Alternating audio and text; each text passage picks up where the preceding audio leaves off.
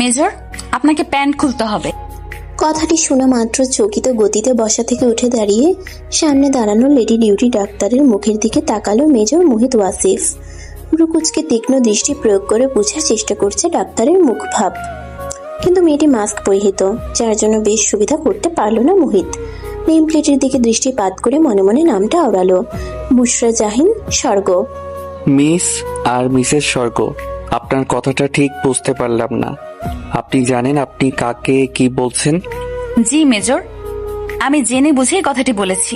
আপনাকে প্যান্ট খুলতে হবে। আমি আপনাকে ভেন্ট্রোগ্লুটিয়াল পেশিতে ইঞ্জেকশনটি পুশ করব। এটা আপনি হাতে নিতে পারবেন না, উপর থেকে অর্ডার আছে। কথাটি নির্লিপ্ত ভঙ্গিতে বলে ইঞ্জেকশনে মেডিসিন ঢুকানোর প্রস্তুতি নিল স্বর্গ। এতক্ষণ পাশেই চুপচাপ দাঁড়িয়ে তাদের কথোপকথন শুনছিল ক্যাপ্টেন সৌম্য সাহারিয়ার। তার ভাবতেই পিলে চমকে উঠছে যেই মেজরের এক ধমকে তাদের পুরো টিম থরথর করে কাঁপে। তার সামনে একটি পুচকে মেয়ে মেজরকে নির্দ্বিধায় প্যান্ট খুলে ফেলতে বলছে। মেয়েটির সাহসের তারিফ না করে পারছে না সৌম্য। কিয়ৎক্ষণ বাদেই সকল ভাবনাকে দূরে ঠেলে সৌম্য মনে মনে এক দুষ্টু ভাবনা ভেবে ফেলল। আজকে কি আমি মেজরের পাঁচু দেখতে পাবো? এত বড় সৌভাগ্য আমার। মনে মনে কথাটি ভেবেই শব্দ করে হেসে উঠল ক্যাপ্টেন সৌম্য। হঠাৎ হাসির শব্দ শুনে রাগে চিরবিরিয়ে উঠল মোহিতের শিরা উপশিরা। একদিকে এই ব্রেনলেস ডক্টরের অসংলগ্ন কথা, অন্যদিকে সৌম্যর এমন বিদঘুটে হাসিতে বৃতৃষ্ণায় হাত মুষ্টিবদ্ধ হয়ে এলো। মুহূর্তেই মোহিত রক্ত হিম করা দৃষ্টি নিক্ষেপ করলো সৌম্যের পানে। মোহিতের দৃষ্টির সাথে সৌম্যের দৃষ্টি মিলে যাওয়ার সাথে সাথেই ভয়ে যে কটা দাঁত সৌম্য বের করেছিল দ্রুত মুখ বন্ধ করে তা ঠেকে ফেললো। মনে মনে সে আল্লাহর নাম ডাকছে। মেজরের বাছুর কি দেখবো? নিজের বাছুর ছাল থাকলেই হেনাফ। রক্ষা করো মাবুদ।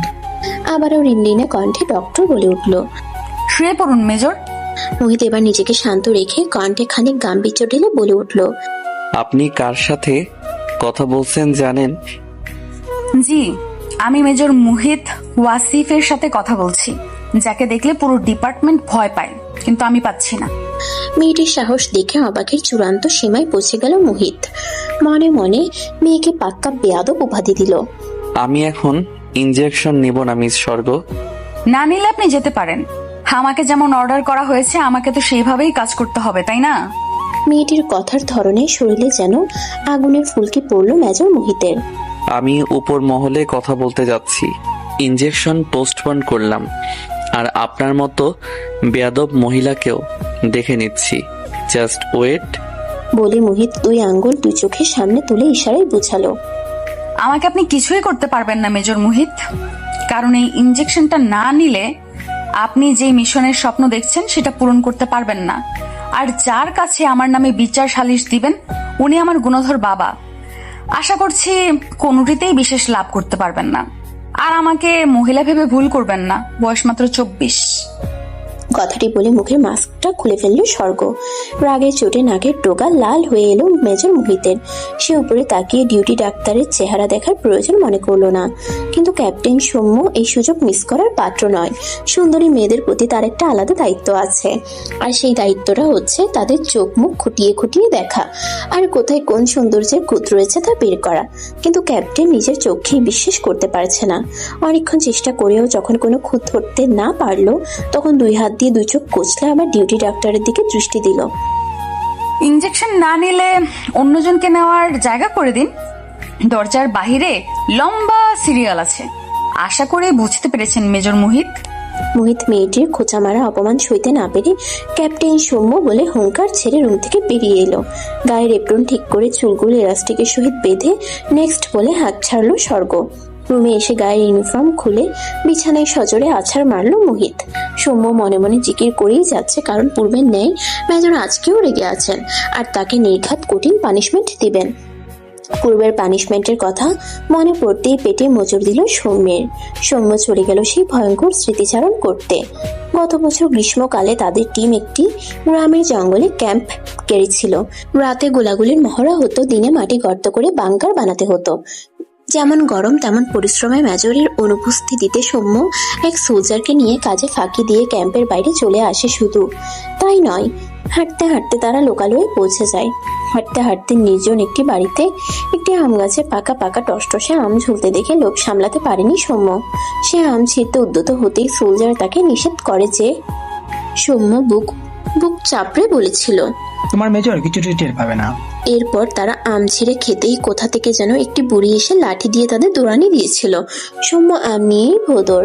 ভেবেছিল বুড়ি আর কি করতে পারবে, কিন্তু বুড়ি ছিল ধানি লঙ্কা। দৌড়েই ক্ষান্ত হয়নি, সোজা ক্যাম্পে এসে বিচার দিয়ে গেছে।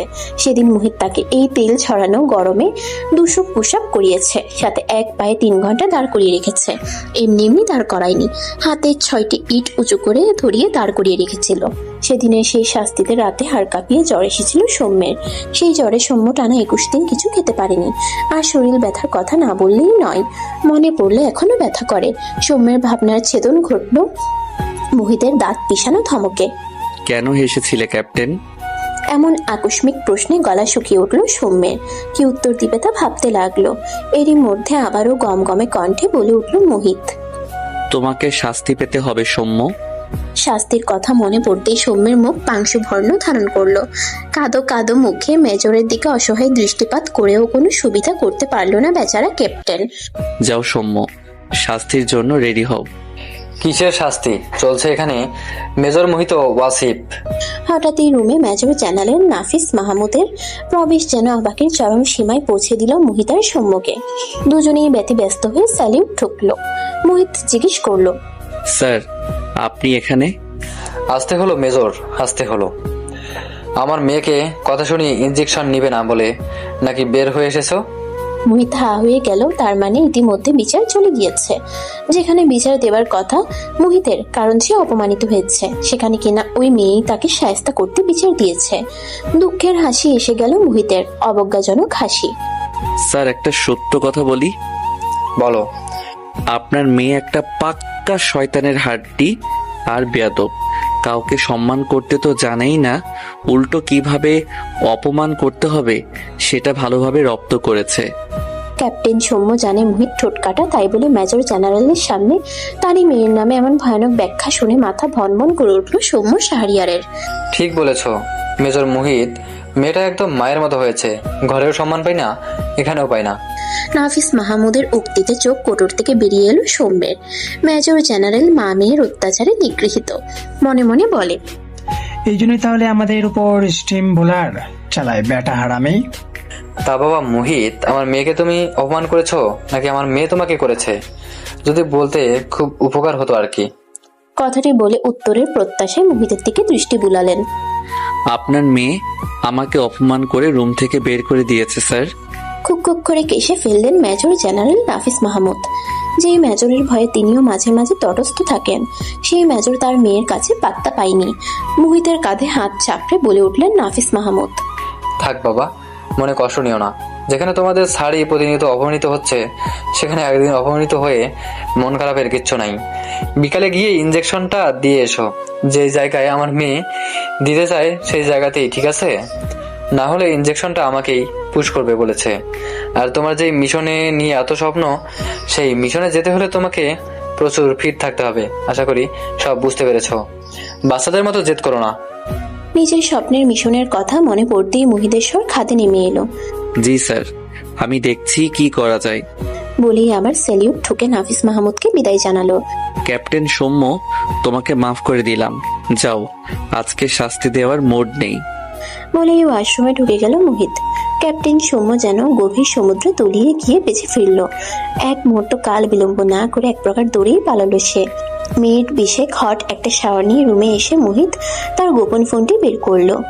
ফোনটা অন করতে একটা মেসেজ টুম করে উঠল, Ahmed Khan is here, see you in Afghanistan. মেসেজটি দেখে মুহূর্তেই মুখে হাসি ফুটে উঠল মোহিতের। চোখগুলো হয়ে উঠল চকচকে। খুব দ্রুতই তাহলে মিশন শুরু হতে যাচ্ছে। তাহলে তো আর দেরি করা যাবে না। ওকে, গেট রেডি ফর ইনজেকশন। বলে রেডি হয়ে ক্যাপ্টেন সৌম্যকে নিয়ে রওনা হলো ডক্টরের চেম্বারে। ডিউটি শেষ করে অ্যাপ্রন খুলে কিছু গুছিয়ে নিল স্বর্গ। আজ অনেক ধকল গেছে। সুযোগ পেয়ে অবশ্য ক্লোজ ফ্রেন্ড মেহনাজ পিউকে ডেকেছে। দুজনে একসঙ্গে বুফে খাবে সিদ্ধান্ত নিয়েছে।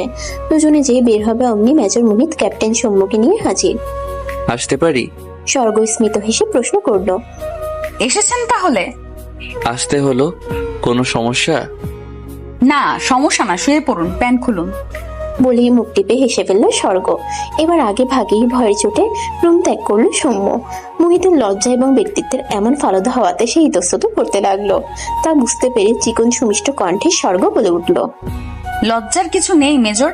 ও ডক্টর পিউ, ও আমাকে হেল্প করবে, কারণ একটু এদিক সেদিক হলে প্রচুর ব্লিডিং হবে। সো ডোন্ট প্যানিক, ওকে? এতক্ষণ ডাক্তারের চেহারা না দেখলেও নরম কণ্ঠটা শুনে মেজর মোহিত দৃষ্টি নিক্ষেপ করলো স্বর্গের দিকে এবং আপনা আপনি মুখ থেকে অস্ফুট স্বরে বেরিয়ে এলো, মাশাআল্লাহ। হাতে গ্লাভস পরে নিল স্বর্গ আর পিউ।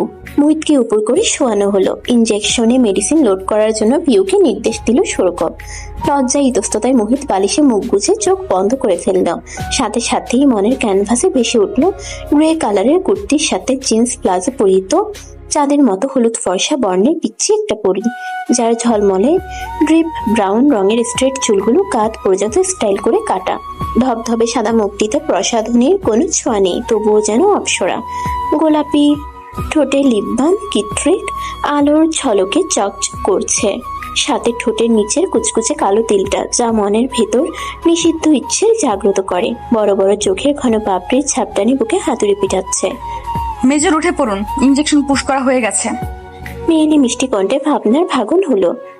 এত দ্রুত শেষ হয়ে গেল? এত দ্রুত নয়, পাকা 10 মিনিট লেগেছে। উড়িয়ে হেসে ফেললো স্বর্গ। লজ্জায় দ্রুত প্যান্ট ঠিক করে বেরিয়ে এলো মোহিত। এমন ভাবেই এই মেয়ের ভাবনায় ডুবেছে যে এত মোটা সুইয়ের খাও টের পায়নি। সর্বনাশী একটা। ক্যাপ্টেন সৌম্য বলেই ডেকে উঠল মোহিত। আলাদিনের দৈত্যের মতো নিমিষেই হাজির হলো সৌম্য। ছেলেটা বেশ কাজে, একসাথে অনেক কাজ করেছে মোহিত আর সৌম্য। যেমন চোখোশ তেমনই ব্যক্তিত্ববান। 1.5 বছর ধরে ছেলেটি মোহিতের সাথে বিভিন্ন প্ল্যানে সামিল হয়েছে। মানুষকে হাসাতে এবং নিজে হাসতে ভালোবাসে ছেলেটি। মোহিতেরও ইচ্ছে করে সৌম্যের মতো হতে, কিন্তু বিভিন্ন কারণে নিজের খোলস থেকে বেরোতে পারে না মোহিত। সৌম্য সুযোগ পেলেই তাকে হাসায়, এজন্য সে সৌম্যের কাছে অনেক ঋণী। মোহিতের মরুভূমি নেয় জীবনে সৌম্য এক পশলা বৃষ্টির মতো। এজন্যই তো মোহিত ধীরে ধীরে নিজের ছোট ভাইয়ের স্থান দিয়েছে সৌম্যকে। ক্যাপ্টেন, তুমি কি ডাক্তারনিকে দেখেছো? সৌম্য গদগদ হয়ে মাথা নিচু করে 2 হাত বুকে ভাঁজ করে বলল, জি স্যার, ডাক্তার রানী ভয়ঙ্কর সুন্দরী। ভয়ঙ্কর সুন্দরী নয়, বলো ভয়ঙ্কর বেয়াদব। বলেই ফিচেল হেসে কালো রোদ চশমাটা নায়কীয় স্টাইলে চোখে লাগিয়ে 1 হাত পকে ঢুকিয়ে শীষ বাজিয়ে প্রস্থান নিল। মেজরের এমন উদ্ভট আচরণ দেখে ব্যাকুল বনে গেল সৌম্য। রাত 12:15 রহস্যময় ব্যক্তির কাছে হঠাৎ একটা ফোন কল আসলো। হ্যালো খলিল ভুইয়া, তারপর বলো ওখানকার খবর কি? সাহেব, ওই মেজর কোনো এক মিশ্রণ প্রতিশ্রুত নিচ্ছে, কিন্তু কি মিশ্রণ সেটা বুঝতে পারছি না। সেটা বোঝার জন্যই তো তোমার মতো লোককে রাখা হয়েছে, কিন্তু এখন তো মনে হচ্ছে তুমি পুরোই একটা অপদার্থ। রাগ চেপে খলিল বলে উঠল, কান্টনমেন্টের ভিতর থেকে কি খবর সহজেই বের করা যাবে সাহেব? টাকা ছিটাও খলিল, ভাত ছিটালে কাকের অভাব হবে না আশা করি, বুঝতে পেরেছো? রাখছি এখন, এসব অকাজের পেশাল ভালো লাগছে না। বলেই খট করে লাইন কেটে দিল ওপাশের ব্যক্তিটি। সালা গিরগেটে। বলেই রাগে বাটন ফোনটি সজোরে আছাড় মারল খলিল। পাখির কিচিরমিচির শব্দে ঘুমের রেশ হালকা হয়ে গেল স্বর্গের। আজ তার অফ ডে, ইচ্ছে মতো ঘুমাবে। এই নিয়মে এসির পাওয়ার কমিয়ে কম্বল মুড়ি দিয়েছে, কিন্তু ভোরের আলো ফুটতেই ঘুম হালকা হয়ে গেল। অ্যালার্মটি এখনো যেহেতু বাজেনি, আর একটু চোখ বন্ধ করে রাখলে ক্ষতি কি? মুহূর্তেই বেডসাইড টেবিলের উপর থাকা মোবাইল নামক যন্ত্রটি কর্কশ সুরে বেজে উঠল। চোখ মুখ খিচে কম্বলের নিচে ঢুকে গেল স্বর্গ। কোনো মতে হাতড়ে মোবাইলটা সাইলেন্ট করে ফেলে রাখলো। চোখ বুজে ঘুমের সামান্য চেষ্টা চালালো সে। অকস্মাৎ দরজায় ধামধাম বাড়ির শব্দে আর চিল্লানির শব্দে স্বর্গের রাগ সপ্তম আসমানে পৌঁছে গেল। ব্ল্যাঙ্কেট সরিয়ে দরজা খুলে কাউকে না দেখতে পেয়ে রাগের পারদ আরো মাত্রা বাড়িয়ে গেল। দরজায় কে এসেছিল বুঝতে বেশি বেগ পেতে হয়নি চোখোশ ডাক্তারের। আজের একটা বিহিত করতেই হবে এবং ডিস্টার্ব দাদাকে কিভাবে পানিশমেন্ট দিবে সেটাও ভেবে ফেললো। পা টিপে টিপে স্বর্গ সিঁড়ি বেয়ে নিচে নেমে এলো। লিভিং রুমে এসে দেখতে পেল কেউ একজন পায়ের উপর পা তুলে পত্রিকা পড়ছে, সামনে জুস আর হালকা নাস্তা। স্বর্গ জানে এটা তার ছোট ভাই, যদিও অত ছোট নয়, মাত্র 2 বছরের ছোট বড়, কিন্তু তাদের লড়াই মারামারি 3-4 বছরের বাচ্চা। কেন যেন টম জেরিকেও হার মানাবে। ওই তো পত্রিকার উপর দিয়ে সুখের চুলগুলো দেখা যাচ্ছে, খপ করে ধরতে পারলেই বাঘে আনা যাবে।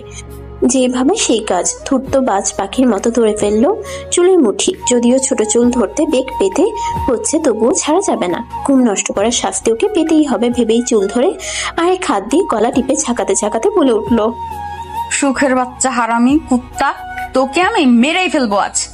অকস্মাৎ আক্রমণে ভেবাঝেকা খেয়ে গেল যুবক। ড্রয়িং রুমের চিৎকারে মিসেস তনুজা মাহমুদ খুন্তি হাতেই দৌড়ে আসলেন। নাফিস মাহমুদ সবেই চুলে অর্ধেক কালো রঙের কালিটা লাগিয়েছেন, বাকিটা আর লাগাতে পারলেন না।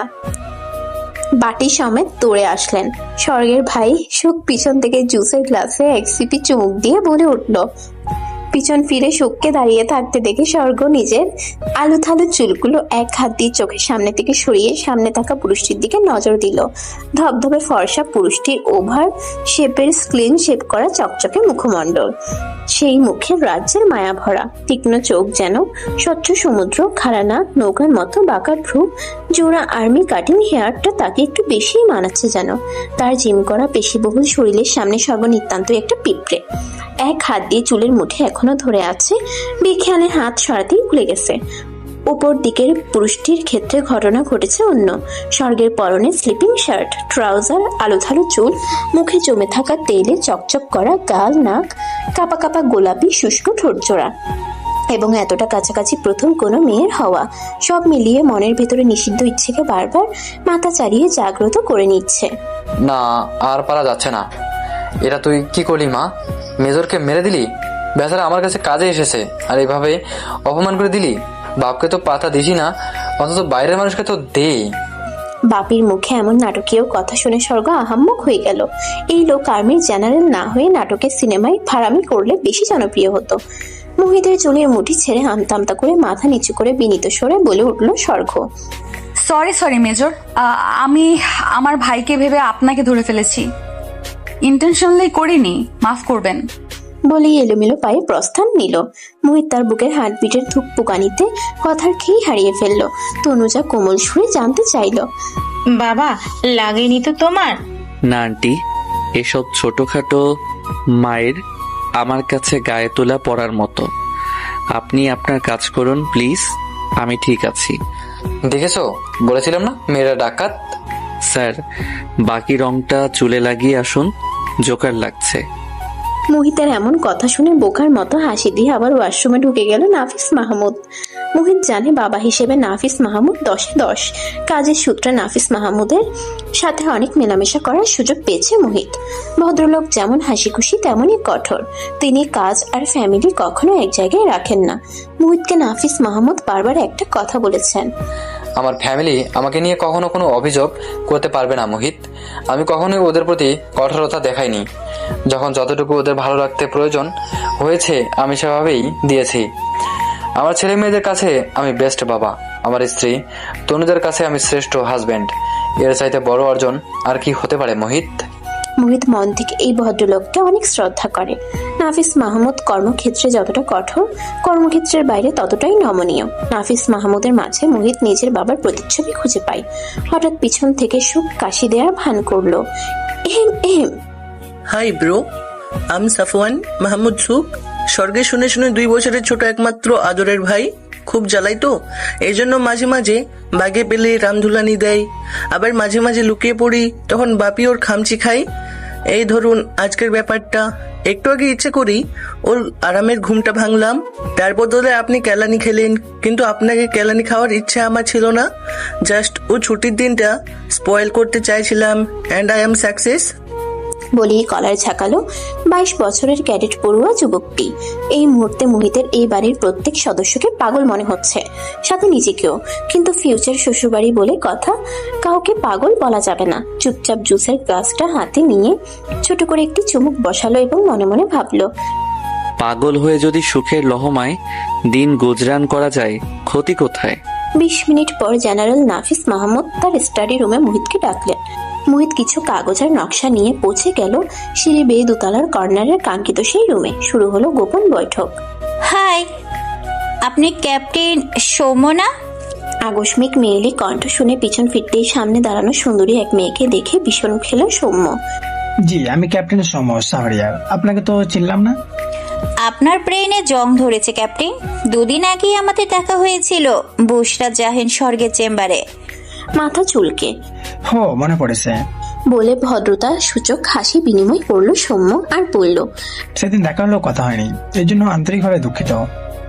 এমা, না না, কোনো প্রবলেম নেই। আপনার নামটা জানা হলো না, যদিও আপনি আমার ইতিমধ্যেই জেনে গেছেন। মেহনাজ পিউ, আমি স্বর্গের স্কুল জীবনের ফ্রেন্ড। সুন্দর নাম, ঠিক আপনার মতো। ফ্ল্যাটিং করছেন? সৌম্য জিভ কামড়ে কান ধরে কিউট করে তবা বলে উঠল, একদম না ম্যাডাম। পিওর কি হলো কে জানে। সৌম্যের এমন রূপ দেখে মনে তার ঠান্ডা বাতাস বয়ে গেল। সকাল 10:05 সেনা সদস্যদের প্রশিক্ষণ অনুশীলন চলছে। মোহিত দাঁড়িয়ে তা পর্যবেক্ষণ করছে আর ভাবছে, আমাদের ভেতরের খবর বাইরে কে পাচার করছে, নিজেদের ব্যক্তিগত তথ্য কিভাবে আংশিক হলেও ফাঁস হচ্ছে। আরো বেশি সতর্ক হতে হবে। কোনোভাবেই এবারের প্ল্যান ভেস্তে দেয়া যাবে না। যেই বোয়াল আমি 2 বছর ধরে খুঁজে চলেছি, তাকে এবার আমার জালে আটকাতেই হবে। কি ব্যাপার মোহিত, তোমাকে অমনস্ক লাগছে? হঠাৎ পিছন থেকে এমন ভরাট কণ্ঠ শুনে চমকে উঠে মোহিত। ভাবনা খাটিয়ে পিছন ফিরে লেফটেন্যান্ট জেনারেল মিয়াজ মুর্শিদকে দেখে তৎক্ষণাৎ স্যালিউট জানায়। কিছু না স্যার, হঠাৎ মায়ের কথা মনে পড়েছে। দীর্ঘদিন তিনি হসপিটালে ভর্তি, সুস্থতার কোনো লক্ষণ দেখা যাচ্ছে না, তাই একটু চিন্তিত হয়ে পড়েছিলাম। এমন আর হবে না। Sorry sir. ডোন্ট ওরি মাই বয়, সব ঠিক হয়ে যাবে। কাজে মনোযোগ দাও। আর তোমার মিশনের কি খবর, কোনো খোঁজ পেলে? মিয়াজ মুর্শিদকে কেমন জানি সুবিধার মনে হয় না মোহিত। তাই মোহিত সব কথা চেপে গিয়ে নানান তালবাহানা লাগিয়ে এক গল্প বলে ফেলল। না স্যার, কোনো কিছু করেও আহমেদ খানের নাগাল পাচ্ছি না। আপনি টেনশন করবেন না, আমি ঠিক খুঁজে বের করব। কথাটি বলে আর এক মুহূর্ত দেরি না করে চোখে কালো রোদ চশমাটা পরে লম্বা লম্বা পা ফেলে হাঁটা ধরলো মোহিত। গন্তব্য সিএমএইচ। একবার মাকে দেখে ডক্টরের সাথে কথা বলতে হবে। দেখুন মেজর মোহিত, আপনার মায়ের হার্টে পেসমেকার মেশিন বসাতে হবে। আপনার মা অনেক দিন ধরে এখানে ভর্তি রয়েছে। আমি দীর্ঘদিন ওনার চিকিৎসা সেবা দিয়ে আসছি। ওনার সমস্ত কন্ডিশন আমার নখদর্পণে। ওনার হার্টের স্বাভাবিক কার্যক্রম বলুন বা স্পর্ধন তৈরি করে বলুন, ওনার হার্টের যেই কন্ডিশন, এখন আপনি অনুমতি দিলেই আমি মেশিন বসানোর জন্য অপারেশন করার ব্যবস্থা নিব। মেশিন বসালে কি আমার মা পুরোপুরি সুস্থ হবে ডক্টর? মোহিতের কথা শুনে চুপ করে দৃষ্টি নত করে ফুস করে নিঃশ্বাস নিলেন প্রফেসর সারোয়ার জাহান। দেখুন মেজর, হায়াত মাউদ উপরে যিনি আছেন তার হাতে। আমি আপনাকে 100% গ্যারান্টি দিতে পারবো না, তবে আমার বিশ্বাস আপনার মা সুস্থ হবে। কথাটি বলে মোহিতের হাতের উপর হাত রাখলেন প্রফেসর। আর দেরি করবেন না মেজর, দেরি করলে অবস্থা শুধু খারাপই হতে থাকবে। যত দ্রুত সিদ্ধান্ত নেবেন তত ওনার জন্য ভালো।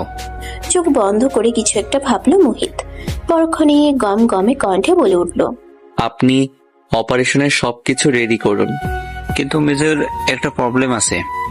এই বলে একটা পেপার এগিয়ে দিলেন প্রফেসর মোহিতের দিকে। কি এটা? মেজর মোহিত, এখানে আপনাকে বন্ড সই দিতে হবে। কথাটি শোনা মাত্র মাথায় আকাশ ভেঙে পড়লো মোহিতের। জিজ্ঞাসু দৃষ্টিতে মোহিত প্রফেসরের দিকে তাকালো। আসলে অপারেশনে একটু জটিলতা রয়েছে। ভাগ্যে খারাপ হলে ওটি টেবিলেই উনি মারা যেতে পারেন, কিন্তু আমরা আমাদের চেষ্টার কোনো ত্রুটি রাখবো না মেজর। প্রফেসরের কথা শুনে চোখের মধ্যে জ্বালা শুরু হলো মোহিতের। এখন কি ভারী বর্ষণ হবে চোখের দুকুল ছাপিয়ে? এমনটা কি হবার কথা ছিল? আজ থেকে 6 বছর আগের ভাবনায় ডুব দিল মোহিত। শীত বিদায় নিবে নিবে ভাব, কিন্তু রাতে হালকা শীতের আমেজ রয়েছে এবং দিনে চকচকে সোনালী রোদ। আকাশে সাদা মেঘের ভেলা ভাসছে। মোহিত তখন সেকেন্ড লেফটেন্যান্ট। তার পোস্টিং ছিল কুমিল্লা ক্যান্টনমেন্টে। মোহিত সকালের জগিং শেষ করে শাওয়ার নিয়ে ডাইনিং হলের উদ্দেশ্যে পা বাড়িয়েছে মাত্র। হঠাৎ মোহিতের হাতে থাকা মুঠোফোনটা ভাইব্রেশন শুরু হয়। স্ক্রিনে দৃষ্টি ফেলে পাপা নামটি দেখে হাসি ফুটে মোহিতের ঠোঁটে। হ্যালো, কেমন আছো মোহিত? ভালো আছি পাপা, তোমরা সবাই কেমন আছো?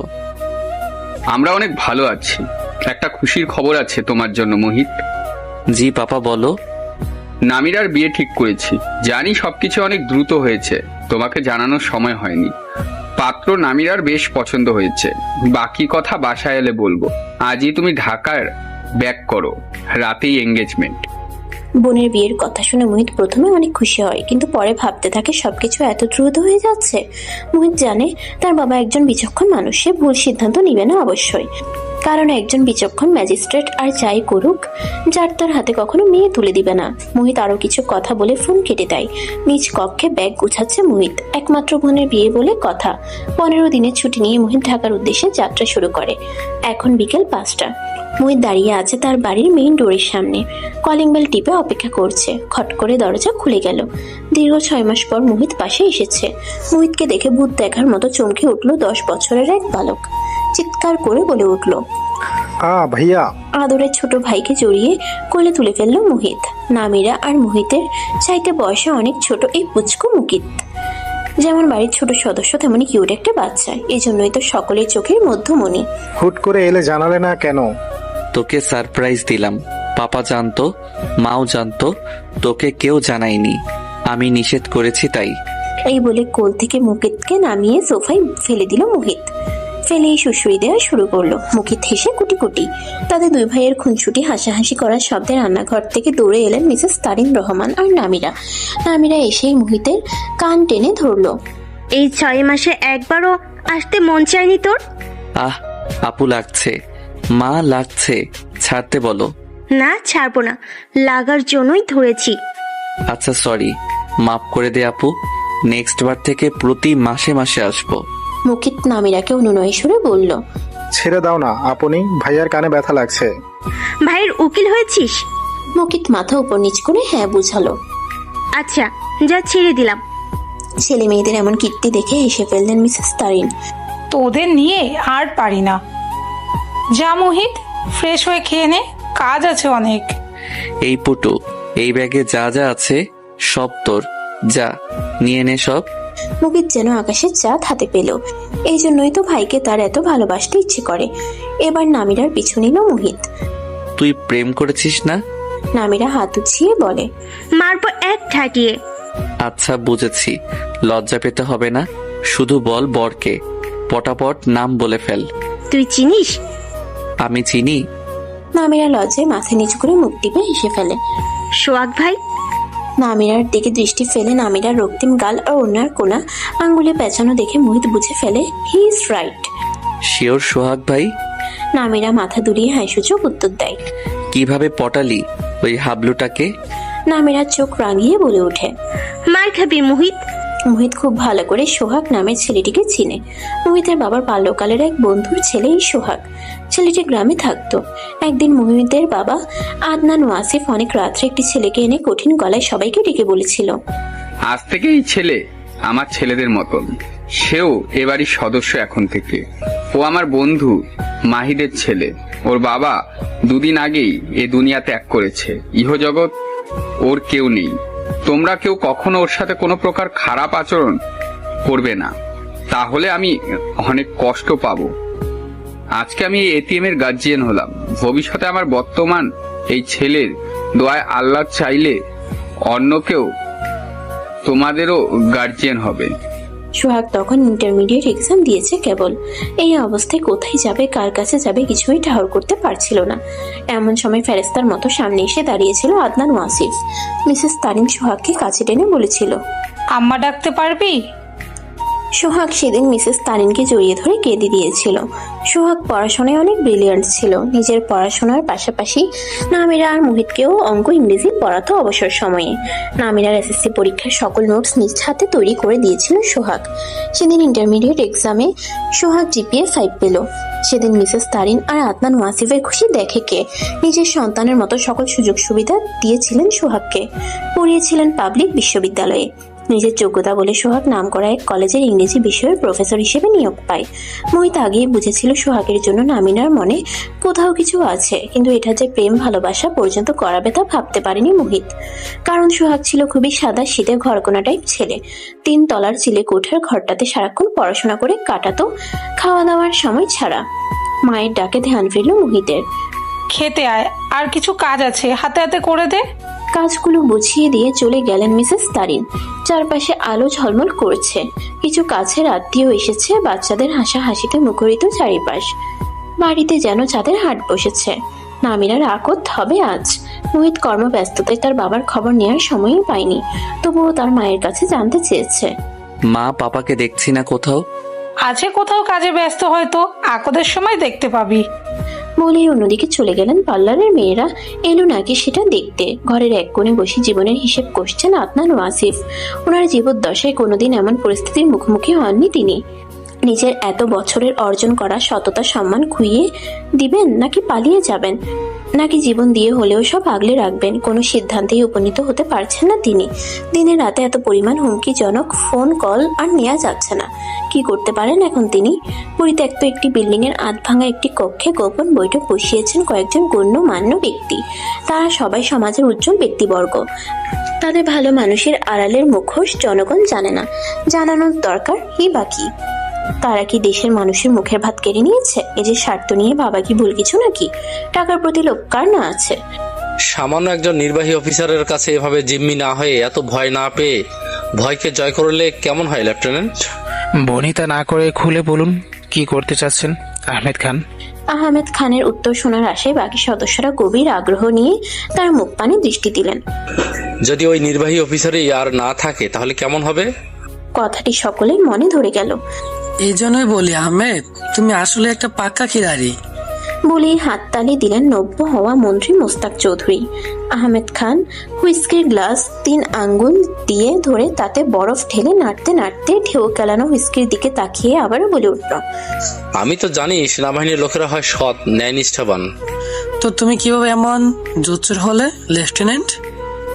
গ্লাসে হুইস্কি ঢালতে ঢালতে বিদকুটের শব্দে হো হো করে হেসে উঠলেন লেফটেন্যান্ট। একজন লেফটেন্যান্টকে সরকার বেতন কত দেয় জানো? পাশে থাকা মোস্তাক জানতে চাইলেন কত।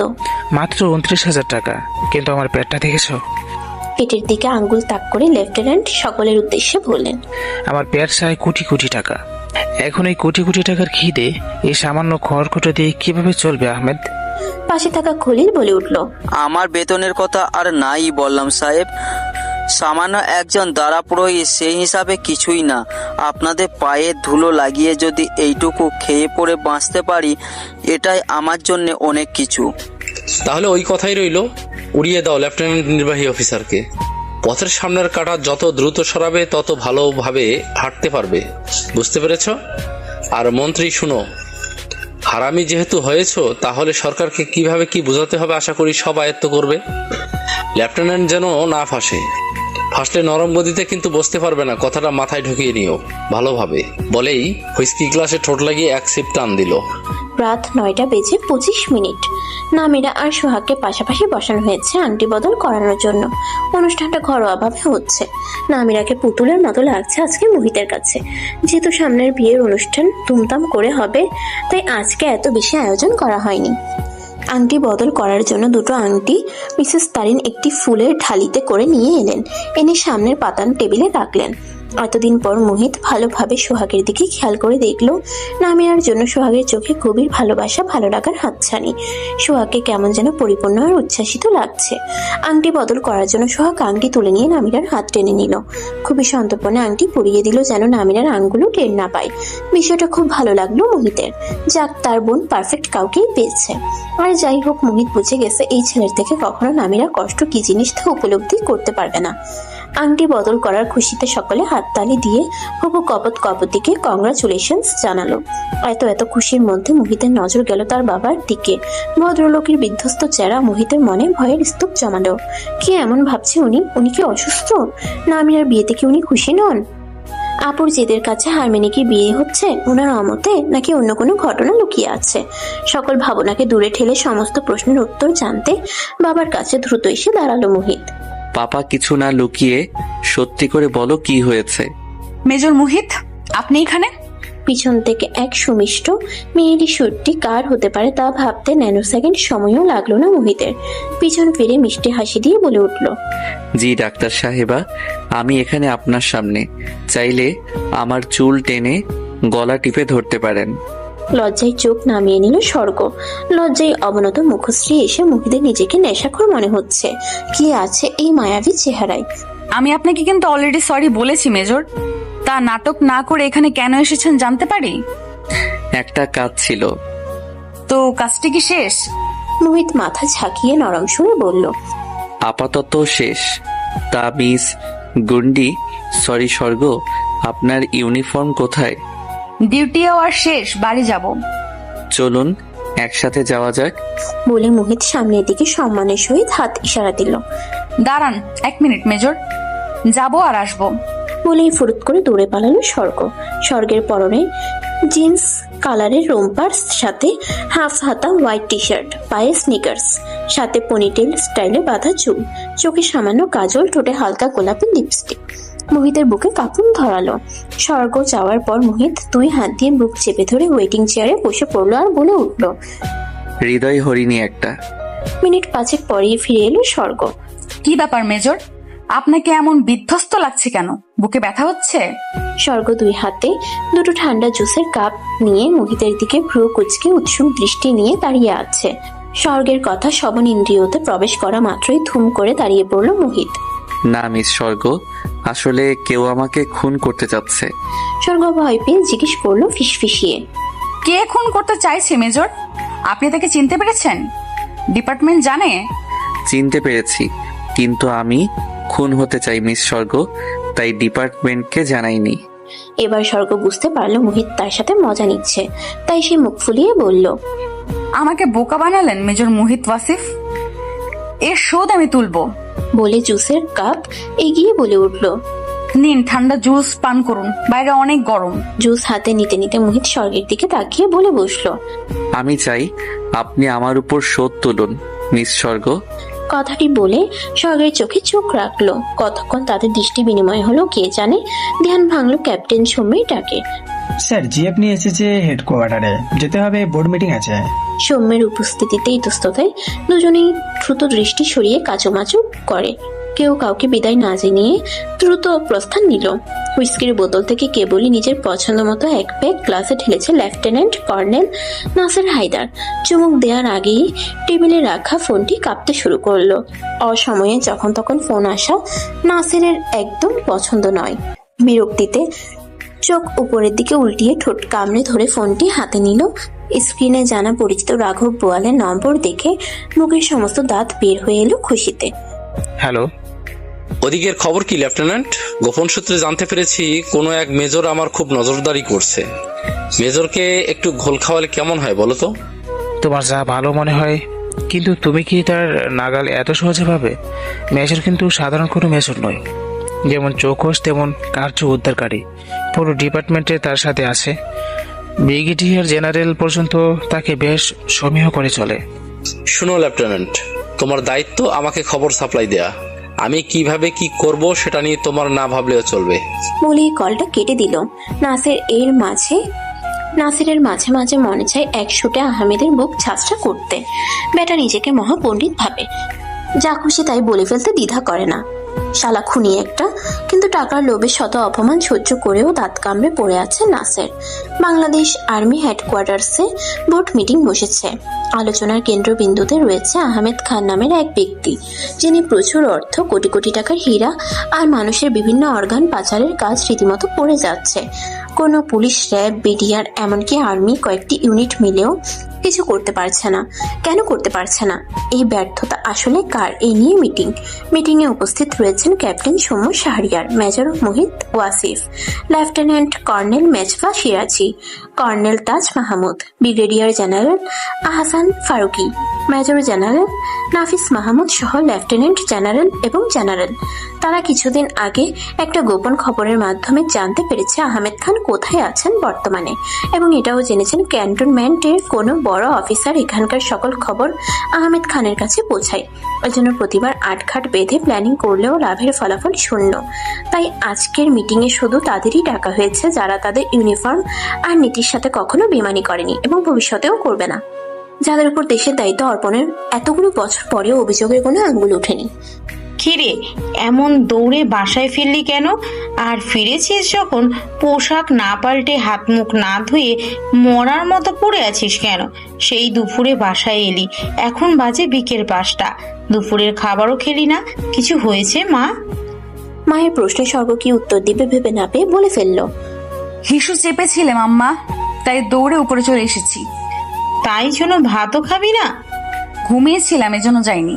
কিন্তু আমি তো তোর রুম থেকে ঝাপাঝাপি শব্দ পাচ্ছিলাম। কি হয়েছে সত্যি বল। থুর, কিচ্ছু হয়নি, যাও তো, এখন কথা বলতে ইচ্ছে করছে না। তোমার মেয়ে প্রেমে পড়েছে মা। মায়ের আকস্মিক এমন বেহায়া কথাই চেতে উঠল স্বর্গ। এখনই তোকে ছাদ থেকে ফেলে দিব, ফাজিল ছেলে। একজন ক্যাডেট অফিসার হয়ে ট্রেনিং কমপ্লিট না করে ঘরে বসে বসে কি করিস তুই? বাপের নাম ভাঙিয়ে যখন খুশি তখন বাসায় চলে আসিস, বেয়াদব। স্বর্গকে খেপিয়ে দিয়ে মায়ের পিছনে লুকালো সুখ। তোমার মেয়ে প্রেমে পড়েছে মা, দেখো ওর গাল লাল রয়েছে লজ্জায়। তুমি বলো ও এমনি এমনি লজ্জা কেন পাবে? বলিয়ে বেডসাইড টেবিল থেকে ফুলদানি হাতে নিল স্বর্গ। ভয়ে মিসেস তনুজা আর সুখ আস্তে করে দরজা বেরিয়ে চলে গেল। পাগল খেপেছে, আই এম সাকসেস বলে সুখ হাত মুষ্টি করে ভিক্টোরি সাইন দিল। বিছানায় ধপ করে 4 হাত পা ছড়িয়ে শুয়ে পড়লো স্বর্গ। এরপর আবার বসে পড়লো, হাঁটু ভাঁজ করে হাঁটুতে মাথা ঠেকিয়ে বিড়বিড় করে উঠলো, কে বলেছে তোকে স্বর্গ ওই মেজরের দিকে এমন ড্যাপ ড্যাপ করে তাকাতে? ওই লোক যেই চূড়ান্ত বজ্জাত আর ঠোঁট কাটা, তোকে তো লজ্জায় চুবিয়ে মারবে। থুর, আর ভুলেও সামনে পড়বো না ওই সর্বনাশা মেজরের। বলেই ওয়াশরুমে ফ্রেশ হতে চলে গেল স্বর্গ। তুমি কি কখনো প্রেমে পড়েছো ক্যাপ্টেন সৌম্য? আকাশ থেকে পড়ার ভান করে সৌম্য বলে উঠল, প্রেম আর আমি? কি যে বলেন স্যার, ইন্টার পাস করে লং কোর্সে ক্যাডেট অফিসার হলাম, যেখানে সিটি পাস ছাড়া বাইরের বের হওয়া যায় না। ট্রেনিং নিলাম, লেফটেন্যান্ট হলাম। এরপর থেকে তো জীবনের রঙই বদলে গেছে, খালি মিশন এক্সাম মিশন এক্সাম। এখন আবার ক্যাপ্টেন হয়ে তো মাছ জড়িয়ে পড়েছি, বাথরুমে যাওয়ার সময় পর্যন্ত পাচ্ছি না স্যার। আমার মতো মেজর হয়ে গেলে প্রেম না, ডিরেক্ট বিয়ে করে টানা 6 মাসের জন্য গুম হব বউ নিয়ে। এখন তো সারাক্ষণ আপনার সাথে থাকি, কোনো lady officer, nurse, doctor, lady soldier কেউ থাক, আপনার ভয়ে সামনে আসে না। প্রেমটা কিভাবে হবে স্যার? সৌম্য ঠিকই বলেছে। ডিউটি আওয়ারের অহেতুক আলাপচারিতা বা কোনো ক্যাপ্টেন, লেফটেন্যান্ট বা সোলজার, কোনো লেডি অফিসার, লেডি সোলজারের কথা বলা মোহিত একদম অ্যালাউ করে না। মোহিত মনে করে তারা দেশ এবং দেশের মানুষের জন্য নিজেকে উৎসর্গ করেছে। এখানে ডিউটি ফেলে কারোর সাথে হাসি ঠাট্টা করে 2 মিনিট কথা বললেই বিরাট লস। তাই পানিশমেন্টের ভয়ে মেজরের সামনে এসব করার সুযোগ হয় না। আর ক্যান্টনমেন্টের বাইরে যাওয়া হয় খুবই কম, তাও বিশেষ প্রয়োজনে। প্রেমটা তাহলে হবে কিভাবে? কেন স্যার হঠাৎ প্রেমের কথা কেন বললেন? সৌম্যের প্রশ্নে গলা খাকারি দিয়ে মিথ্যে কথার ডালা সাজালো মোহিত। প্রেম করলে এটার অজুহাতে তোমাকে কঠিন পানিশমেন্ট দিতাম আর কি, সেজন্য। সৌম্যকে নাটক করার সুযোগ না দিয়ে কণ্ঠে অর্ডারের সুরে গাম্ভীর্য নিয়ে বলে উঠল, চলো সৌম্য, তোমার জন্য আজ রাতে কঠিন ডিউটি আছে। বলে রওনা দিল মোহিত। অস্ট্রেলিয়া সিডনি ঘড়ির কাটার সময় সকাল 9টা বেজে 20 মিনিট বা বাংলাদেশের সময় অনুযায়ী ভোর 5টা। নামিরা 6 মাসের অন্তঃসত্ত্বা। সোহাগ ভার্সিটিতে যেতে নিলেই নামিরা এমন কান্না জুড়ে দেয়। সোহাগ সিডনি ইউনিভার্সিটির একজন লেকচারার। নামিরার এমন কান্নার জন্য প্রায়শই তার লেট হয়ে যায়। নামিরার কান্নার কারণ প্রতিদিন একটাই, নিঃসঙ্গতা। সোহাগ জানে নামিরা কেন কাঁদে এভাবে প্রতিদিন, কিন্তু সোহাগ নিরুপায়। ক্ষমতা থাকলে সেই সব আগের মতো করে ফেলতো। সোহাগ তো সবসময় চেয়েছে নামিরা ফুলের মতো হাসুক, খেলুক। কোনো দুঃখ যেন নামিরাকে স্পর্শ করতে না পারে। তাহলে সোহাগের মনের সব চাওয়াগুলো কেন এক নিমিষেই পাশার গুটির মতো উল্টে গেল? আচ্ছা, যদি টাইম ট্রাভেল নামের সত্যিই কিছু থাকতো, সোহাগ কি আগে ভাগে সকল দুর্ঘটনা এড়িয়ে নামিরাকে স্বাভাবিক সুন্দর একটি জীবন গড়ে দিতে পারতো? কি হয়েছিল 6 বছর আগে? নিমিষে সব বিভীষিকাময় হয়ে উঠলো। ঘটনাগুলো না ঘটলে নামিরা, সোহাগ, মোহিত সবার জীবনের মোড় হতো ভিন্ন। এমন সময় হৃদয় বিদারক ঘটনা ঘটে যাওয়ার কি খুব দরকার ছিল? না, আর ভাবতে পারছে না সোহাগ। নিজের চোখের জল কোনো রকমে সামলে নামিরাকে হেল্পিং হ্যান্ডের কাছে বুঝিয়ে ভার্সিটিতে যাবার উদ্দেশ্যে পা বাড়ালো। হাই মিস প্রু, কোন টেস্টটা নেবেন সেটা ডিসাইড করতে পারছেন না? সৌম্যের অতর্কিত আগমনে চমকে উঠে পিউ। বুকে থুতু লাগিয়ে বলে উঠে, আপনি কি ভূত নাকি ক্যাপ্টেন? ও মা, ভূত হবো কেন? শপিং এসেছি, শপিং করতে করতে দেখলাম আপনি গালে হাত দিয়ে বসে আছেন। আর একটু এগিয়ে এসে দেখি সামনে ড্রেসের পসরা সাজিয়েছেন। এতগুলো ড্রেস একসাথে দেখলে আপনি কখনোই একটি সুন্দর ড্রেস কিনতে পারবেন না মিস পিউনাজ। সৌম্যের এমন আদুরে ডাকে পিউ আইসক্রিমের মতো গলি গিয়ে বিড়াল ছানার মতো ওই হাত থুতনির নিচে গুটিয়ে কিউট ফেস বানিয়ে বলে উঠল, তাহলে আপনি একটা সিলেক্ট করে দিন ক্যাপ্টেন। সৌম্য অভিজ্ঞের ন্যায় দোকানিকে এটা দেখান ওটা দেখান বলে দুটো ড্রেস সিলেক্ট করলো। কাকতালীয় ভাবে দুটো ড্রেসই পিউয়ের পছন্দ হলো, একটি মেরুন রঙের, অন্যটি ল্যাভেন্ডার। সৌম্য পিউকে উদ্দেশ্য করে আকুতি ভরা কণ্ঠে বলল, পিউনাজ, ড্রেসগুলো আপনাকে সুন্দর মানাবে, কিন্তু অনুরোধ থাকবে এগুলো আপনি কোনো ছেলের সামনে পরবেন না। কেন, আপনাকে মুগ্ধ হয়ে দেখলে আমার অনেক খারাপ লাগবে। বলেই দ্রুত হাঁটা দিল সৌম্য। মুচকি হেসে ড্রেসগুলোর বিল মিটিয়ে বাড়ির উদ্দেশ্যে রওনা দিল পিউ। ঢাকা সেনানিবাসের সেনাকুঞ্জের কমিউনিটি সেন্টারটি ফুলে ফুলে সজ্জিত। চারপাশে বিভিন্ন ধরনের লাইটিং, ক্যান্ডেল, নিয়ন বাতি সেট করে। আকাশে গুড়গুড় শব্দে ফুটছে বাজি। আজকের সন্ধ্যাটা যেন মোহনীয় রূপ ধারণ করেছে। বড় বড় সামরিক বাহিনীর অফিসাররা তাদের পরিবার নিয়ে উপস্থিত হয়েছেন। ব্রিগেডিয়ার জেনারেল আহসান ফারুকের মেয়ের বিয়ে বলে কথা, কোনো কিছুর কমতি নেই। সবার সাথে বিয়েতে উপস্থিত হয়েছেন নাফিস মাহমুদ ও তার পরিবার। মোহিত আর সৌম্য ড্রেস কোড মিলিয়ে ব্ল্যাক স্যুট পরেছে, সাথে সাদা শার্ট, হাতে ব্র্যান্ডেড স্মার্ট ওয়াচ, কালো বেল্ট, কালো শু, চুলগুলো জেল দিয়ে সেট করা। তারা দুজনেই কানে লাগিয়ে নিল ব্লুটুথ ডিভাইস। তারা আজ বিয়ে খেতে নয়, গোয়েন্দাগিরি করতে যাচ্ছে। সৌম্য, মোহিত আর একজন নবাগত মেজর দাঁড়িয়ে কাজের ব্যাপারে কথা বলছেন। এমন সময় মোহিতের নজর গেল বেবি পিঙ্ক লেহেঙ্গা পরিহিত মেয়েটির পানে। আজকে সে সেজেছে, ড্রেসের সাথে স্টাইল করে চুল বেঁধেছে, ঠোঁটে গাঢ় রঙের লিপস্টিক, কানে ঝুলানো বড় বড় দুল, মাথায় ছোট টিকলি, হাতে রিনঝিন চুড়ি। এই বুঝে হাড়টা কেসে যায়। মেয়েটি সত্যিই স্বর্গ, দেখলেই শান্তি লাগে মনে। উফ, ডাক্তার নিয়ে বুঝি আমাকে খুন করেই ক্ষান্ত হবে। কিন্তু পরক্ষণেই মোহিত খেয়াল করলো স্বর্গ ভালোভাবে হাঁটতে পারছে না। সে কাউকে খুঁজছে এমন মনে হলো মোহিতের। মোহিত মন্ত্রমুগ্ধের ন্যায় মেজর ফাহিমার ক্যাপ্টেন সম্মুখে ফেলে চলে যায় স্বর্গের কাছে। কিছু হয়েছে স্বর্গ? মেজরের মুখে নিজের এমন আদুরে নাম শুনে থমকে দাঁড়ালো স্বর্গ। পাশে ফিরে মেজর মোহিতকে দেখে লজ্জায় রক্তিম হলো স্বর্গের দুকান আর গাল। মিনমিন স্বরে স্বর্গ বলল, না মেজর মোহিত, আমি ঠিক আছি। বলে ক্যাবলা কান্তের মতো দাঁত বের করে হে হে করে হেসে উঠল। কিন্তু মোহিত ছেড়ে দেবার পাত্র নয়, তাই জানতেই হবে স্বর্গের কি কোনো প্রবলেম হয়েছে। যদিও এটা অনধিকার চর্চা, তার ব্যক্তিত্বের সাথে এসব যায় না, তবুও কেন জানি তার নির্লজ্জ হতে ইচ্ছে করছে এই মেয়েটার সামনে। আপনি নির্দ্বিধায় বলতে পারেন আমাকে স্বর্গ, আমি আমার বেস্ট চেষ্টা করব। স্বর্গ নিজেকে স্বাভাবিক রেখে বলল, আসলে মেজর, আমি এই ড্রেসটা পরে হাঁটতেই পারছি না। লেহেঙ্গাটা অনেক ভারী, তার মধ্যে এত গরম, অনেক কষ্ট হচ্ছে আমার। বলেই মাথা নিচু করে ফেললো। তার মানে একটি ছেলে আমাকে এমন ভাবে ফলো করছে, আমি তার দৃষ্টির আড়াল হতে এদিক সেদিক ছুটাছুটি করতে করতে কাহিল হয়ে গেছি। কোনো ছেলে স্বর্গকে ডিস্টার্ব করছে, কথাটি শুনতেই চোয়াল শক্ত হয়ে হাত মুষ্টিবদ্ধ হয়ে এলো মোহিতের। গম গমে রাগ মিশ্রিত ভারী কণ্ঠে বলে উঠল, দেখিয়ে দিতে পারবেন কোনো ছেলে এমন অসভ্যতামি করার চেষ্টা করছে? সামনের কপালের বেবি হেয়ারগুলো ঠিক করতে করতে স্বর্গ বলল, যে ছেলেটা ড্রেস কোড ফলো না করে ডিপ ব্রাউন স্যুট পরেছে, সেই ছেলেটা। মোহিত আর কিছু না বলে সামনের দিকে ঘুরে দাঁড়ালো। মিস স্বর্গ, আসুন আমার সাথে। বলে মোহিত হল রুমের দিকে হাঁটা দিল। স্বর্গ দুই হাতে লেহেঙ্গা উঁচু করে ধরে মোহিতের পিছনে ছুটলো, আর মনে মনে তার গুণধর ভাই সুখের পিণ্ডি চটকালো। বেয়াদব একটা, দরকার ছাড়া আঠার মতো চিপকে থাকবে, কিন্তু দরকারে হারিকেন জ্বালিয়েও খুঁজে পাওয়া যাবে না। এখানে বসুন স্বর্গ। বলে কর্নারের একটি সোফায় স্বর্গকে নির্দেশ করলো মোহিত। কোথা থেকে যেন একজন সোলজারকে ডেকে এনে দায়িত্ব দিল যে মোহিত ফিরে না আসা পর্যন্ত এক পাও না নড়তে। সোলজার বাধ্য বাচ্চার মতো সাই জানিয়ে বডিগার্ডের পোস্ট নিয়ে দাঁড়িয়ে গেল স্বর্গের পাশে। মোহিতের এমন অস্থিরতা স্বর্গের মনে হিমশীতল বাতাস প্রবাহিত করলো। এটা কি ভালো লাগা, নাকি মেজর জেনারেলের মেয়ে বলে দায়িত্ব পালন করা? নিজেকে নিজেই প্রশ্ন করলো স্বর্গ। কিন্তু মন থেকে যা উত্তর এলো তাতে ঠোঁটে শুকনো হাসি ফুটে উঠল স্বর্গের। হেই মিস, নামনা যেন অপসরা, তুমি এখানে, আর আমি তোমায় কোথায় কোথায় খুঁজে চলেছি। অপরিচিত কণ্ঠে তুমি সম্বোধন শুনে ভ্রুকুচকে ফোন টেপা বাদ দিয়ে উপরে মুখ তুলে তাকালো স্বর্গ। সেই অসভ্য ছেলেটা আবার এখানে? উফ, আর বাঁচা গেল না। কি বিড়বিড় করছো এমন করে? আপনি কি আমার আত্মীয়? আমাকে চেনেন? আমি কি আপনাকে চিনি? এক বাক্যে কতগুলো প্রশ্ন করে দম ফেলল স্বর্গ। আরে রিল্যাক্স, এত হাইপার কেন হচ্ছ?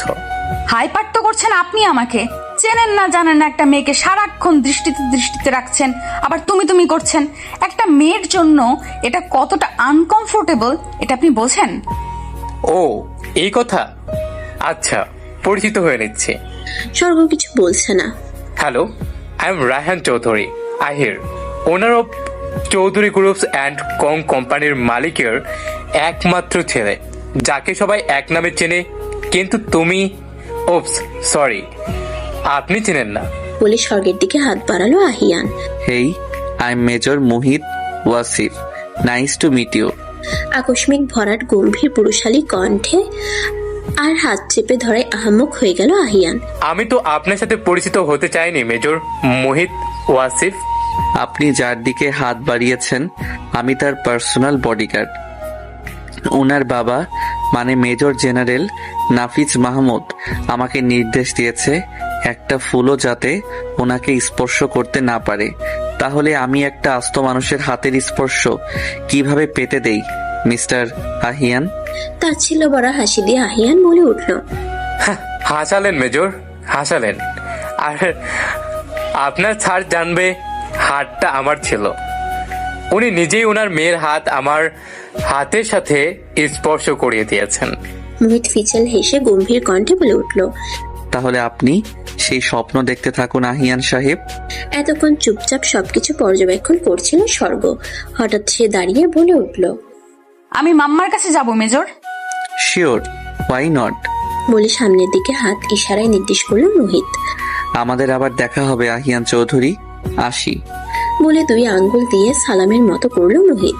মোহিতদের যাবার পানে তাকিয়ে কিটকিটিয়ে হেসে উঠে আহিয়ান। দেখা তো করতেই হবে মেজর। মুখের সামনে থেকে খাবার তুলে নিয়ে গেলে ওনাকে না হলে এমন দুঃসাহসিকতার দাম কিভাবে দেব? আপনি মিথ্যা বললেন কেন মেজর? আপনি কি আমার বডিগার্ড? শুধু বডিগার্ড নয় মিস স্বর্গ, আপনার সবকিছুর গার্ড আমি। এই বলে একটা শপিং ব্যাগ এগিয়ে দিল মোহিত। এখানে আপনি যেই টাইপের কাপড় পরেন সব আছে, চেঞ্জ করে নিন। আমি আপনাদের খাওয়া দাওয়া শেষ হলে বাসায় পৌঁছে দেব।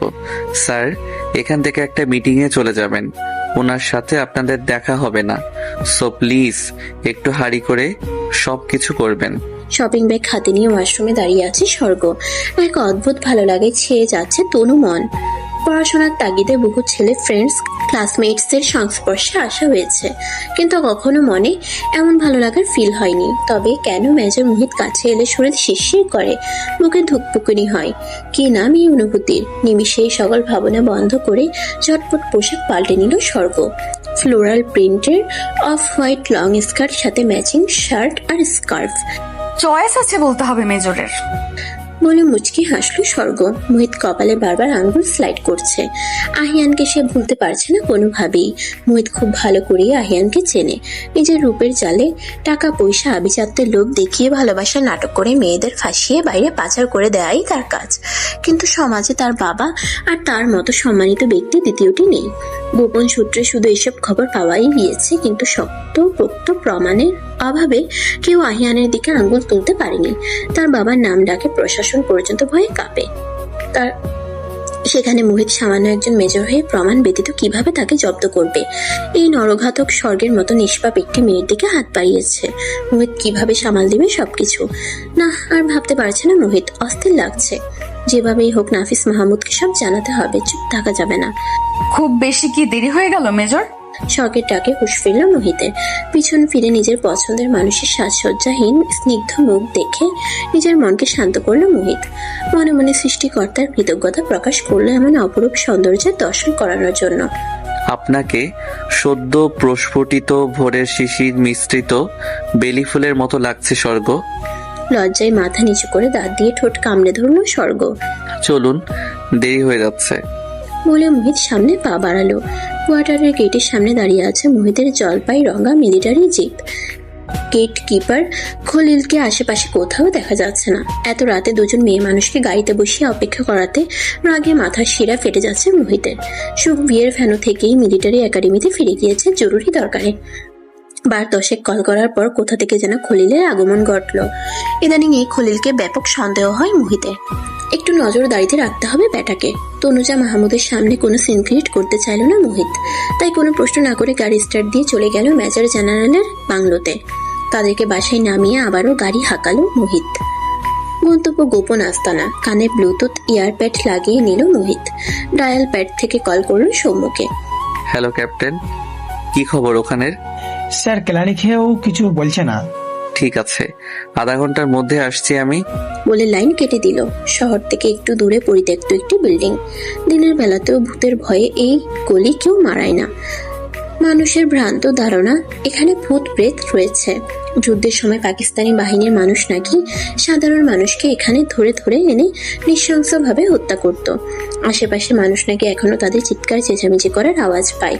এসব ভ্রান্ত ধারণাকে পথে ঠেলে সেই বাড়িটাকে নিজেদের গোপন আস্তানা বা মুখোশ পরা জানোয়ারদের জন্য টর্চার সেল বানিয়েছে মোহিত। শুধু মোহিত বললে ভুল হবে। কিছু সৎ আর্মি অফিসাররা মিলে, যারা ক্ষমতার দাপটে অন্যায় করেও প্রশাসনকে ঘুষ দিয়ে বুক ফুলিয়ে হাওয়া খেয়ে অপকর্ম করে বেড়ায়, তাদের জন্য কিছু অফিসার মিলে গোপনেই সেল বানিয়েছে। সরকার বা আইন ছেড়ে দিলেও গোপনে তারা তাদের প্রাপ্য শাস্তি দিয়ে দেয়।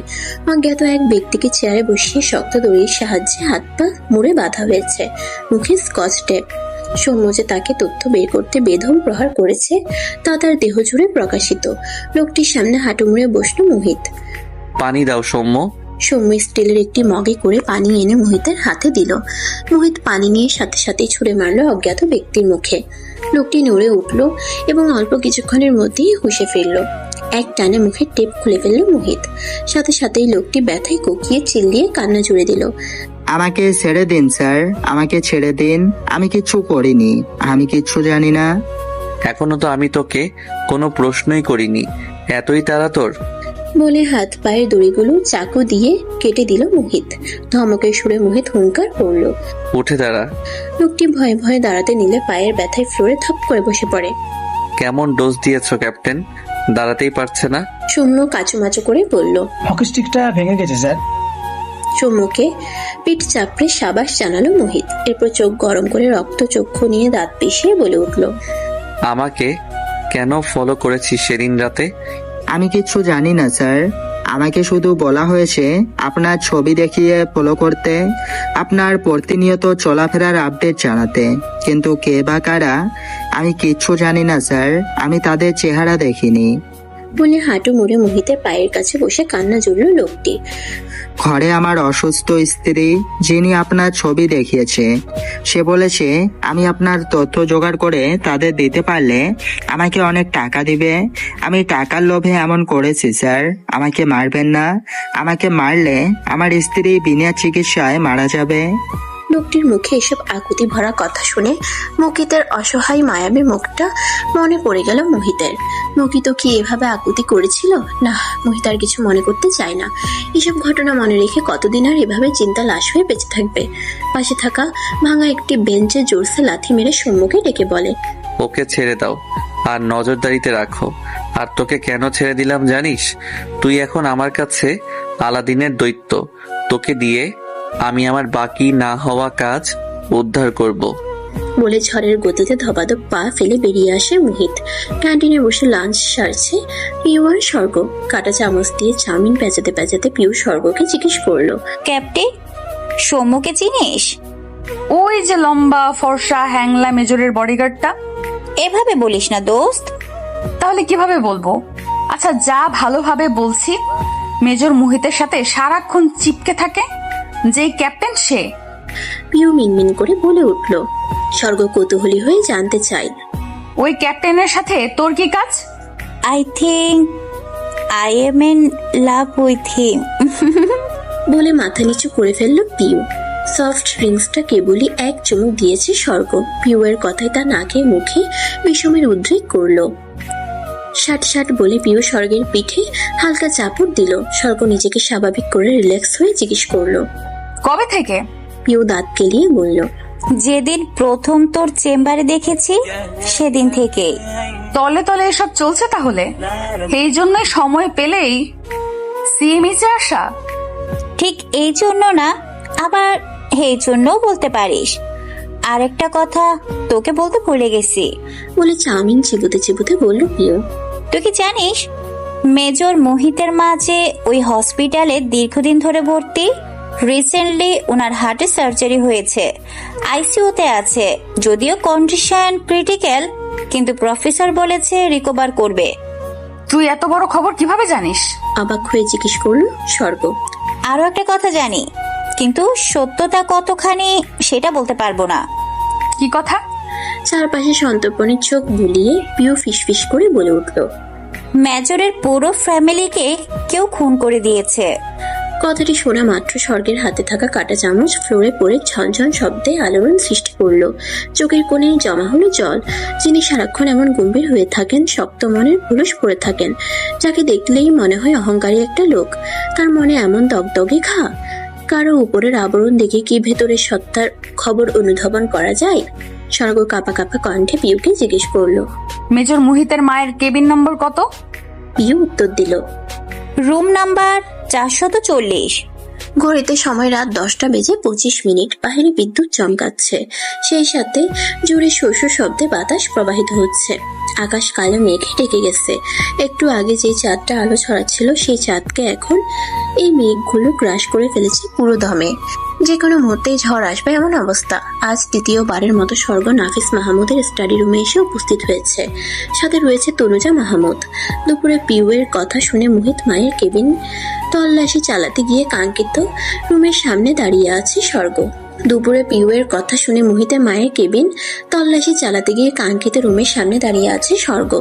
দরজা ঠেলে যেই ভিতরে ঢুকবে, অমনি পরিচিত কণ্ঠস্বর শুনে পায়ের তলার মাটি ছুঁড়ে যায় স্বর্গের। চোখ খোলো। আর কতদিন এভাবে মরার মতো পড়ে থাকবে আপা? আমরা কেউ ভালো নেই আপা।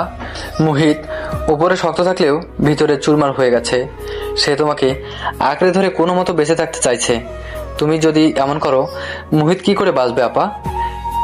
নামিরা আর সোহাগ ভালো আছে আপা, আমি কিছু হতে দেইনি ওদের। জানো আপা, তুমি নানি হবে। নামিরার ঘরে ছোট্ট মুখিত আসবে।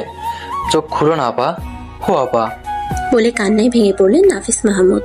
বাবার মুখে মোহিতের মাকে আপা সম্বোধনে অবাকের চূড়ান্ত পর্যায়ে পৌঁছে গেল স্বর্গ। সে জানতো তার একজন বড় ফুপি আছে। সেই ফুপি যে মোহিতের মা, সেটা সে কল্পনাও করতে পারেনি। ফ্যামিলি অ্যালবামে নাফিস মাহমুদের সাথে একজন কিশোরীকে দেখে সেদিন স্বর্গ প্রথম জিজ্ঞেস করেছিল, উনি কে বাপি? উনি তোমার ফুপি, কিন্তু সে হারিয়ে গেছে। 7 বছরের অবুঝ স্বর্গ তখন কি এত কিছু বুঝতো নাকি? এত বছর পর সে ফুপির সন্তান এভাবে পাবে ভাবতেও পারেনি স্বর্গ। দরজা ঠেলে রুমের ভেতরে প্রবেশ করলো স্বর্গ। সন্তর্পণে নাফিস মাহমুদের পিঠে হাত রেখে ডেকে উঠলো, বাপি। পিছন ফিরে স্বর্গকে রুমে দেখে হতবাক হয়ে যান নাফিস মাহমুদ। বর্তমান স্বর্গ বাসায় এসে তনুজাকে সব জানালে তনুজা কান্নায় ভেঙে পড়েন। এতদিনের সংসার জীবনে তার মনে হচ্ছে নাফিস মাহমুদ জীবনে প্রথম আজ তার মন ভেঙেছে। তার বোন এমন অবস্থায় পড়ে রয়েছে, কথা তনুজা জানলে কি এমন ক্ষতি হতো?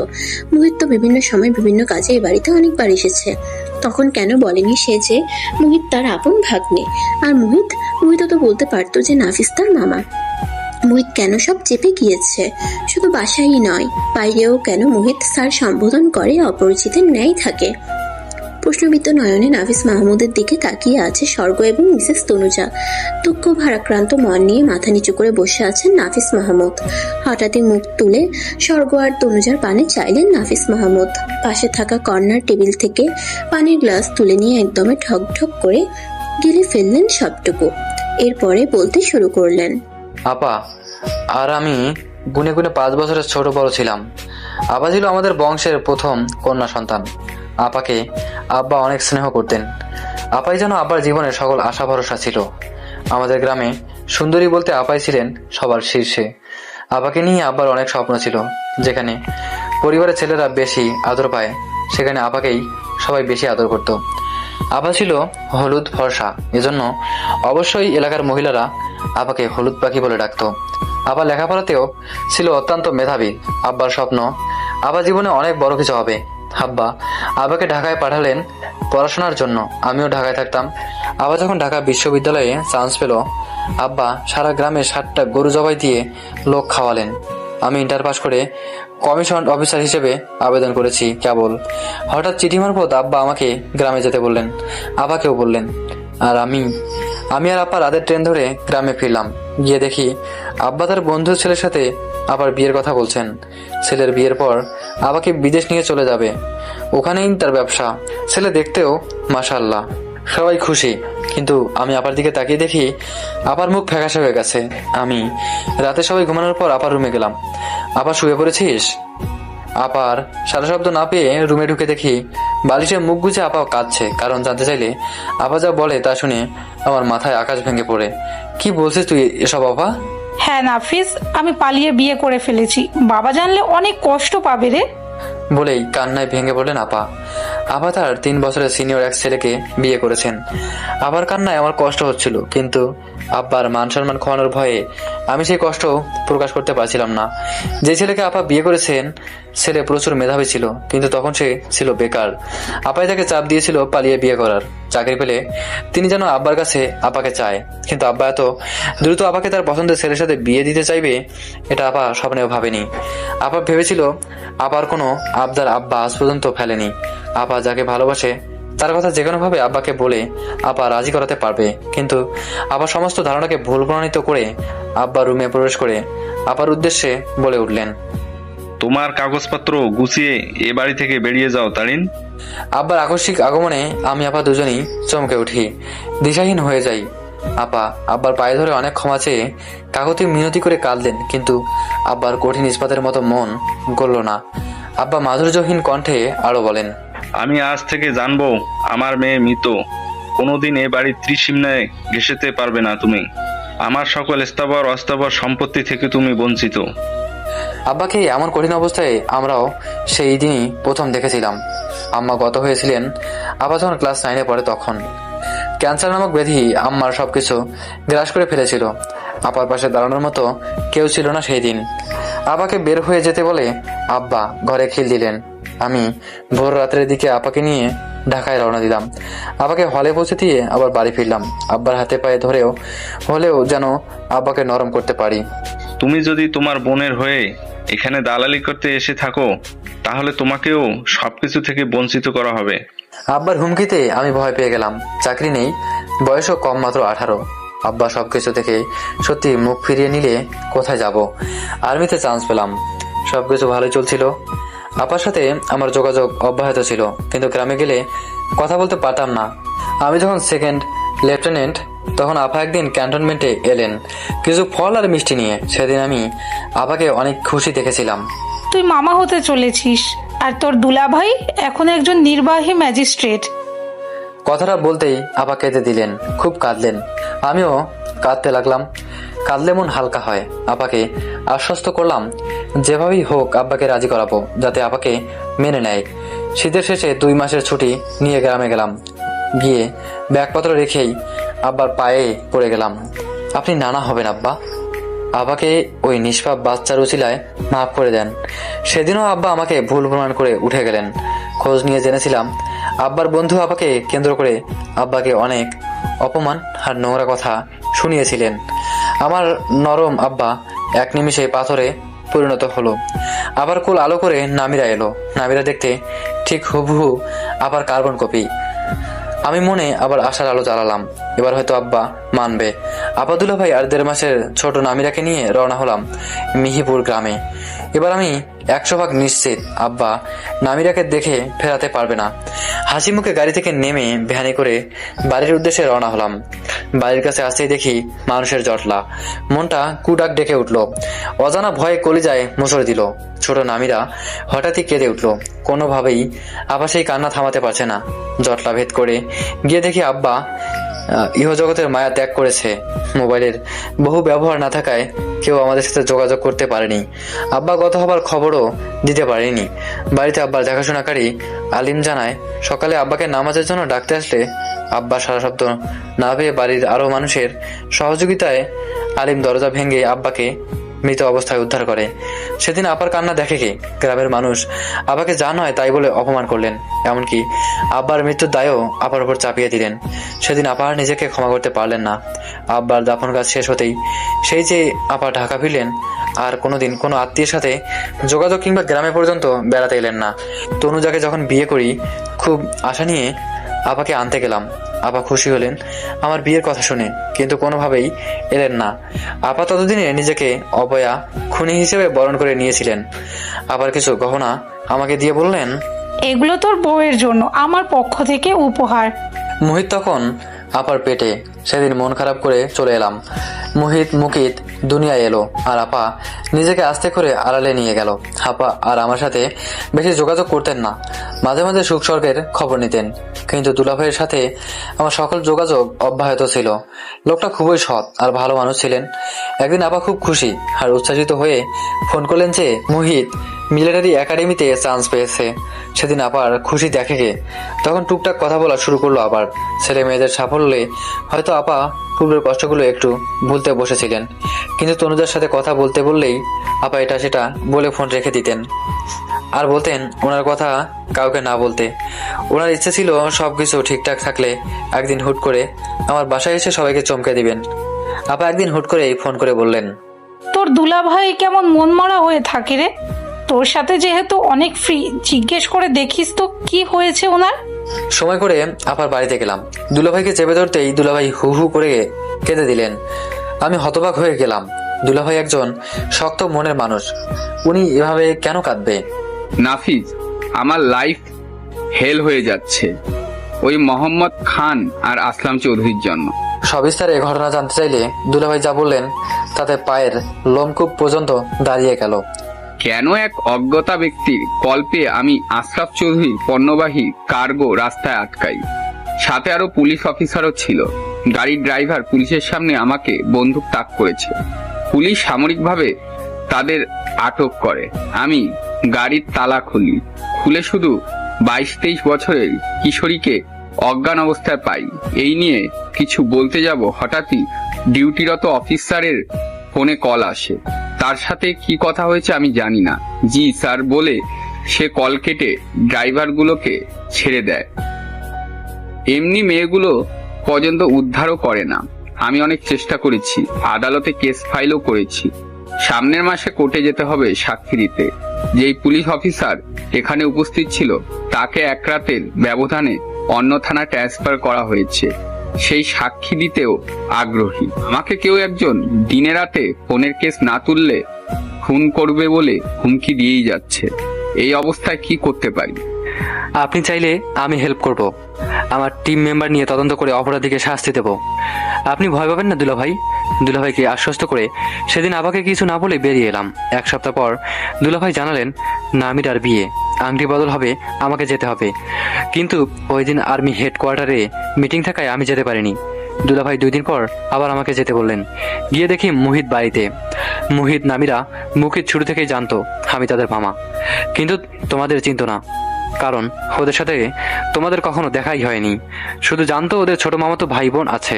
অনেকদিন পর আবার দেখা পেয়ে 3 ভাই বোন আমার উপর আনন্দে হামলে পড়লো। কিন্তু দুলাভাই কেন ডেকেছে সেই চিন্তায় ওদের ভালোবাসা বিনিময় না করেই দুলাভাইয়ের রুমে গেলাম। দুলাভাই আমার হাত ধরে অনুরোধ করে বললেন, শুনেছি তানুজার ভাইয়েরা অস্ট্রেলিয়াতে থাকে। আমার মেয়ে আর মেয়ের জামাইয়ের একটা ব্যবস্থা করে দাও নাফিস। ওরা আমার মেয়ে মেয়ের জামাইকে পেলে মেরেই ফেলবে। ওরা বলেছে কাউকে বাঁচতে দেবে না। ভাবলাম দুলাভাই অযথায় হয়তো ভয় পাচ্ছে। মানুষ মানুষকে মেরে ফেলবে এত সহজ কথা নাকি? দুলাভাইয়ের মিনতিতে তনুজার বড় ভাই সাইমের সহযোগিতায় সোহাগের সকল কাগজপত্র সিডনি সেন্ট্রাল ইউনিভার্সিটিতে পাঠালাম। সাইমও তাই ভার্সিটির ম্যাথমেটিক্স লেকচারার। সাইমের কঠিন চেষ্টায় সপ্তাহের ব্যবধানেই সোহাগের জব হলো ওই ভার্সিটিতে। যেই বিয়ে ধুমধামে সহিত হওয়ার কথা ছিল, দুলাভাই তা দ্রুত ঘরোয়াভাবেই শেষ করলেন। কাউকে নিমন্ত্রণ করলেন না। আমারও আর পরিবার নিয়ে যাওয়া হলো না। এর মধ্যে দুলাভাইয়ের ফোনে হুমকিজনক কলে ভরে গিয়েছে। মোহিতকে দুলাভাই কিছুই জানালেন না, আমাকেও কঠিন নিষেধ দিলেন। আপা তো আব্বার জন্য আগে থেকেই অপয়া অলক্ষী অপবাদ দিয়ে বসে আছেন। আপা যাতে আর কোনো চিন্তা মাথায় না নেন সেজন্য দুলাভাই আপার কাছেও সব চেপে গেলেন। চৌকস মুহিত কিছুটা হয়তো আঁচ করতে পেরেছিল, এজন্য দুলাভাই মুহিতকেও দ্রুত ক্যান্টনমেন্টে পাঠিয়ে দেন। সোহাগের ভিসা হলো, টিকিট এলো। দুলাভাই আমার সহায়তায় আর্মি জিপ দিয়ে ওদের এয়ারপোর্টে পাঠালেন, নিজেও গেলেন না, আপাকেও যেতে দিলেন না। মুকিত অনেক কাঁদলো, হাত পা ছুঁড়ে ছুঁড়ে কাঁদলো নামিরার সাথে এয়ারপোর্টে যাবে বলে। তবুও সেই দিন দুলাভাই আদরের মুকিতের আবদার রাখতে পারেনি। অসহায় নামিরা জানতেও পারেনি সেদিন কেন এত দ্রুত তাদের দেশ ছাড়া করা হচ্ছে। মুকিতকে তোমরা দেখোনি, এতখানি সুন্দর একটা বাচ্চা আপার ওখানে গেলেই মামা মামা করে পাগল করে ফেলতো। বলেই নাফিস মাহমুদ কান্নায় ভেঙে পড়লেন। তনুজা নাফিস মাহমুদের পাশে বসে তাকে শান্ত করার চেষ্টা করলেন। স্বর্গের পুরো পৃথিবী যেন দুলে উঠল। তার মনে হচ্ছে তার পায়ের তলায় মাটি নেই, সে শূন্যে ভাসছে। কান্না মুছে নাফিস মাহমুদ আবার বলতে শুরু করলেন, সেদিন কোর্টে দুলাভাইয়ের সাক্ষী হবে, তার আগের দিন দুলাভাই আমাকে ফোন করলেন। তিনি আপাকে নিয়ে আমার বাসায় আসছেন। আপা আর মুকিত আমার বাসায় থাকবে। কখন রওনা হবেন সেটাও আমাকে জানালেন। আমি দ্রুত ডিউটি শেষ করে রাত 8টা নাগাদ দুলাভাইকে ফোন করলাম। দুলাভাই ফোন তুললেন না। আপাকে কল দিলাম, আপাও তুলল না। ভয়ে বুকে কাঁপন ধরলো আমার। ইউনিফর্ম না পাল্টেই দুজন সোলজার নিয়ে আপার বাসার উদ্দেশ্যে বেরিয়ে পড়লাম। যেতে যেতে আপার বাসা পর্যন্ত গেলাম। যেই বাসার বাইরে পর্যন্ত বাতি জ্বালানো থাকে প্রতিদিন, সেই বাসাটা আজকে ভূতের বাড়ি লাগছে। এদিকে মুহিত বারবার আমাকে কল করে যাচ্ছে, আমি তুলতে পারছি না। সোলজার দুটোকে নিয়ে টর্চ জ্বালিয়ে আপার বাসার গেট পার হলাম। আঙিনায় এসে দেখি মেইন দরজা খোলা। ভয়ে আমি দৌড়ে রুমে ঢুকতে নিলে পিছছিল কিছুর সাথে স্লিপ খেয়ে পড়ে যাই। কেউ ইচ্ছে করেই বৈদ্যুতিক লাইন কেটে দিয়েছিল, যার জন্য 1000বার সুইচ টিপেও বাতি জ্বালানো যাচ্ছিল না।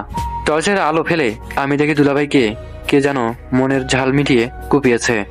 সারা ফ্লোর লাল রক্তে ভেসে গেছে, আর মুকিতের মুখে সাদা কস্টেপ মারা ছিল। ওকে শ্বাসরুদ্ধ করে হত্যা করা হয়েছে।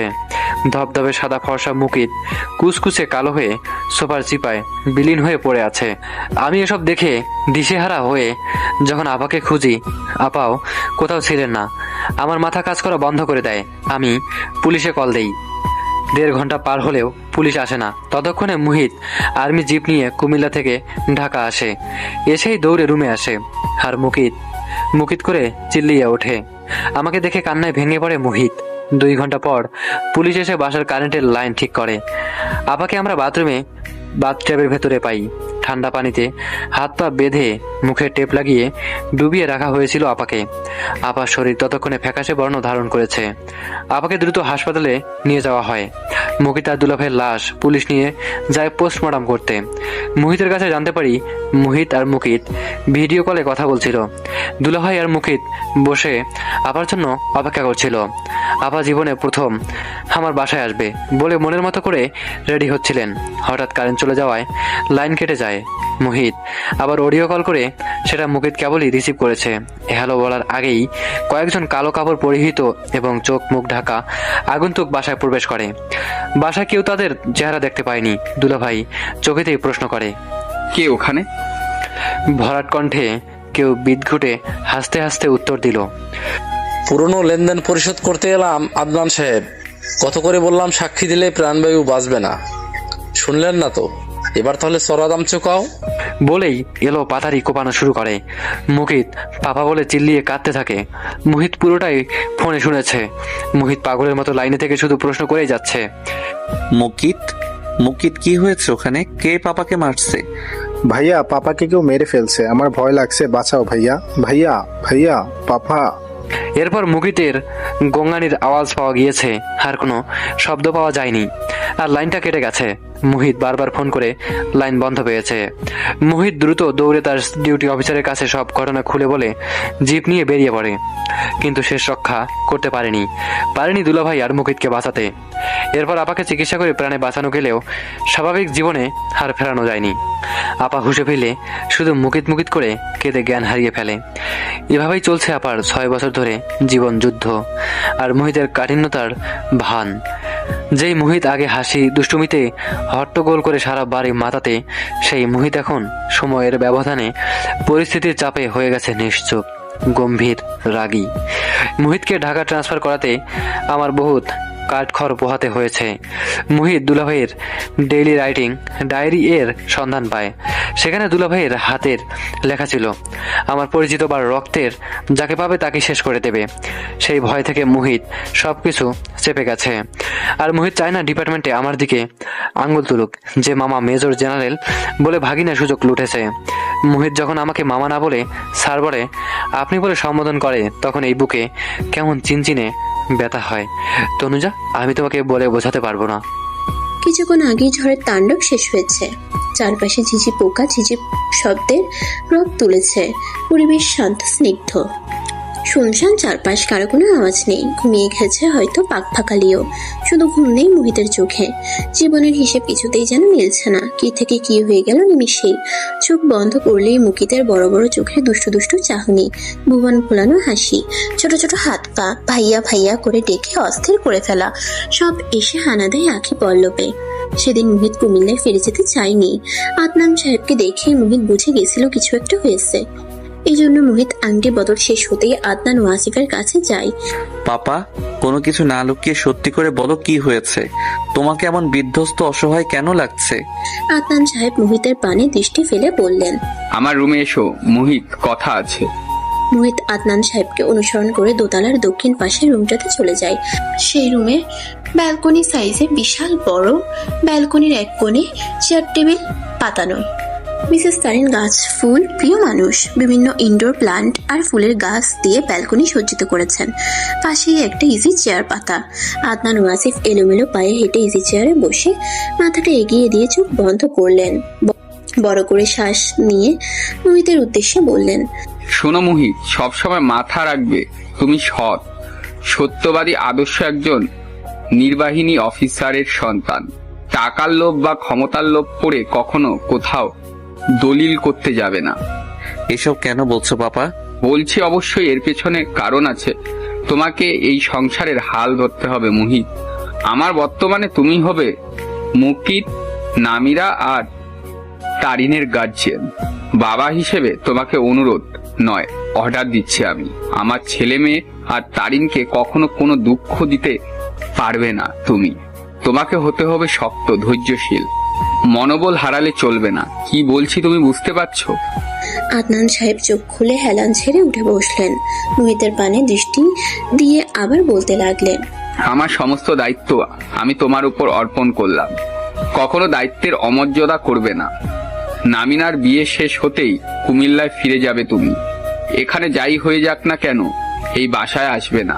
নামিরা আর সোহাগের জন্য আমি চাই তুমি শুধু আমার না হওয়া দায়িত্বগুলো পালন করবে, বাধ্য অফিসারের মতন। আমাকে কোনো প্রশ্ন করবে না। মুহিত আদনান সাহেবের এমন কাঠিন্যতা দেখে অবাকের চরম পর্যায়ে পৌঁছে গিয়েছিল সেদিন। যেই বাবা কখনো চোখ গরম করে পর্যন্ত তাকায়নি, সেই বাবা আজ এত কঠিন স্বরে কথা বলছে। আদনান সাহেব আবারও বলতে শুরু করলেন, তোমার মা নরম মনের মানুষ, এমনিতেই তার মন দুঃখ কষ্টে ভরপুর। কোনো আঘাত সহ্য করতে পারে না, কখনো তাকে আঘাত দিবে না। আমি থাকি বা না থাকি তাকে ছোট বাচ্চার মতো সামলে রাখবে। পরশু নামিরার বিয়ে, বিয়ে শেষ হওয়া মাত্রই ব্যাগপত্র গুছিয়ে চলে যাবে। অনেক রাত হয়েছে, শুয়ে পড়ো। বলেই চেয়ার থেকে উঠে শয়ন কক্ষে চলে গেলেন আদনান সাহেব। মুহিত দুয়ে দুয়ে চার মেলাতে পারছে না। একজন ম্যাজিস্ট্রেটকে টেক্কা দিতে পারে এমন মানুষের সংখ্যা খুবই কম। কোনো ঝামেলা হয়েছে এটা নিশ্চিত, কিন্তু ঝামেলাটা কি এমন যে কেউ কারো জান নিয়ে নিবে? সেদিন রাতে মুহিতের ঘুম এলো না। খুব ভোরে বিছানা ছাড়লো মুহিত। নামিরার বিয়ের তেমন কোনো আয়োজনও নেই। মুহিত সারাদিন ভেবে চিন্তেও কোনো সুরাহা করতে পারল না তার বাবার এসব বলার পিছনের ঘটনার। নামিরার বিয়ে শেষ হতেই মুহিত চলে যেতে ব্যাগপত্র পৌঁছালো। তারিন, মুকিত, নামিরা জোর জবরদস্তি করেও মুহিতের মুখ থেকে কিছু বের করতে পারল না। তারিন নামিরা কান্না করে দিল এক প্রকার। তারিন বলে উঠল, তুই না বললি 15 দিনের ছুটিতে এসেছিস, তাহলে এখনই চলে যাচ্ছিস? আরো তো 12 দিন বাকি। নামিরা নাক টেনে টেনে বলল, সোহাগকে মানতে পারছিস না দুলাভাই হিসাবে? মুকিত তো মুহিতের ব্যাগই ছাড়ছে না। মুহিত যদি ছুটি থাকতেই ফিরে যায় তাহলে মুকিতের লাশের উপর দিয়ে যেতে হবে। একদিকে বাবার আদেশ, অন্যদিকে পরিবারের আকুতি, সব মিলিয়ে মুহিত মহা ফ্যাসাদে পড়ল যেন। অবশেষে কাজের বাহানা, মিশনের বাহানা দিয়ে ভারাক্রান্ত মন নিয়ে কুমিল্লায় ফিরে আসে মুহিত। যেদিন বাবা ভাইকে হারালো সেদিন মুহিত একদম কাঁদেনি। কেন জানি কান্না আসেনি। দুর্বল মনের মোহিত এক রাত্রের ব্যবধানে পাষাণে পরিণত হলো। প্রাণ প্রিয় ভাইয়ের শোক হৃদয়ে পাথরের স্তূপ বসালো। জীবন তোকে কোনো শান্তিই দিল না। এতদিন বাবা হারানোর শোক, মিথ্যা অপবাদ নিয়ে কাটিয়েছিস, আর এখন সাথে যুক্ত হলো ভালোবাসার স্বামী আর প্রাণ প্রিয় পুত্র হারানোর শোক। মোহিতের বাবা আর মুকিতের পোস্টমর্টেম রিপোর্ট নিমিষেই বদলে গেল। পুলিশ মিথ্যে সাক্ষী দিল। রাতের আধারে কে বা কারা মোহিতদের বাড়িতে আগুন ধরিয়ে দিল। সংবাদপত্রে নিউজ হলো সৎ ম্যাজিস্ট্রেট আদনান ওয়াসিফ পরিবার সমেত আগুনে পুড়ে মারা গিয়েছেন। মোহিত তখনও মিডিয়ার সামনে এসে হুহা করল না। মোহিত ততক্ষণে বুঝে গিয়েছিল প্রতিপক্ষ প্রশাসনের বাম হাত। এদেরকে ধরতে হলে আত্মগোপন করাই শ্রেয়। এখনই সামনে আসলে তাকেও শেষ করে দিতে কার্পণ্য করবে না, কিন্তু মোহিত তা কখনোই হতে দিবে না। তার সুখের পরিবারকে যারা এক নিমিষেই ছাড়খাড় করেছে, একদিন অবশ্যই মোহিত তার চূড়ান্ত হিসেব কষবে। ও পাশে কেউ জানলই না নির্বাহী অফিসার এখানে একজন বারত রেখে গিয়েছে, যা সময় সুযোগ বুঝে আপন শক্তিতে জ্বলে উঠবে এবং তাদেরও জ্বলাবে। রাতের আধারে পুড়ে যাওয়া নিজের ভবনে এসেছিল মোহিত। আদনান ওয়াসিফের নিজস্ব লকার ছিল, সেটার লক মোহিত জানত। টর্চ জেলে কাঙ্ক্ষিত লকারের নিকট এসে কোড প্রেস করতেই লকার খুলে গেল। বেরিয়ে এলো বাদামি মলাটের ডায়েরি, একটা পেন ড্রাইভ, কিছু স্থির চিত্র। সোনার হরিণ পাওয়ার মতো চকচক করে উঠল মোহিতের চোখ। একজন সেকেন্ড লেফটেন্যান্টের দৌড় আর কতই বা। এখনই প্রতিপক্ষকে জব্দ করা মোক্ষম সময় নয়, সুযোগ বুঝে চাল ফেলতে হবে। অধ্যাবসায় আর কঠিন পরিশ্রমে নিজের তীক্ষ্ণ বুদ্ধির জোরে খুব দ্রুত লেফটেন্যান্ট থেকে ক্যাপ্টেন, ক্যাপ্টেন থেকে মেজরে পরিণত হলো মোহিত। নিজের মামার পাওয়ার কাজে লাগিয়ে ঢাকায় এসে স্থান পক্ত করলো। বড় বড় অফিসারদের হাত করতে যা যা দরকার তাই করে তাদের খুশি করে ব্রিগেডিয়ার জেনারেলের চোখের মধ্যমণি পর্যন্ত হয়ে গেল মোহিত। মামার পরিচয় জানলে মানুষ তাকে আর তার মামাকে অন্য চোখে দেখবে। তখন মোহিতের কঠিন পরিশ্রম তাদের চোখে পড়বে না। মোহিতের কষ্টে অর্জিত ফল চলে যাবে মামার ক্রেডিটে। শুধু তাই নয়, মামাও বিপদে পড়বে। ডিপার্টমেন্ট মামাকে হেনস্থা করবে। এমনটি বুদ্ধিদীপ্ত মোহিত কখনোই হতে দেবে না। শক্ত মনের অধিকারী মোহিত ভুলে গেল মেজর জেনারেল তার মামা। নাফিস মাহমুদ আর দুটো মেজরের মতো তারও স্যার। সবাই তাকে স্যার ডাকতে পারলে সেও পারবে। নামিরার সাথে খুব কম যোগাযোগ করে। নামিরার কান্নাকাটিতে বুকের বাঁ পাশে শুকনো ব্যথা অনুভূত হয়, যা মোহিত হতে দিতে চায় না। সোহাগের সাথে প্রতিনিয়ত যোগাযোগ আছে তার। সোহাগ ভালো রাখবে তার বোনকে, বা এখনো রাখছে। সেই নিশ্চয়তার শান্তিতে শ্বাস নাই মোহিত। মাকে আগলে রেখেছে মোহিত ছোট নবজাতকের ন্যায়। যে মা উঠে না, খায় না, কথা বলে না, যার শুধু শ্বাসটাই চলে। সকল ভাবনা ভাবতে ভাবতে দুফোঁটা জল গড়িয়ে পড়লো মোহিতের চোখের কার্নিশ পেয়ে। বাবাকে দেয়া কথা মোহিত রাখতে পারছে না। দিনে দিনে মনোবল হারিয়ে যাচ্ছে। মনটাকে শক্ত করা দরকার। রাত 3:27 490 বারের মতো আজকেও বাবার লেখা বাদামি মলাটের ডায়েরিটা মোহিত খুলে বসেছে। মনোবল শক্ত করতে ম্যাজিকের মতো কাজ করে তার বাবার লেখাগুলো। যতবার মোহিত মনোবল হারাতে বসেছে, ততবারই তার বাবার এই ডায়েরি তাকে সাহস জুগিয়েছে। মোহিত প্রথম পৃষ্ঠা বের করলো, তাতে টানা টানা অক্ষরে হাতের লেখা।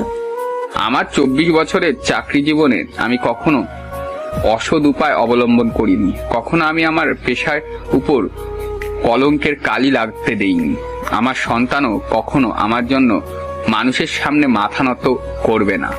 তারা মাথা উঁচু করে বাঁচবে। আমার স্ত্রীর কাছে আমি যেমন আদর্শ স্বামী হয়ে আছি, মৃত্যুর পরেও এমনটাই থাকতে চাই। পরের পৃষ্ঠা উল্টালো মোহিত। সাল 2018, 17 মে।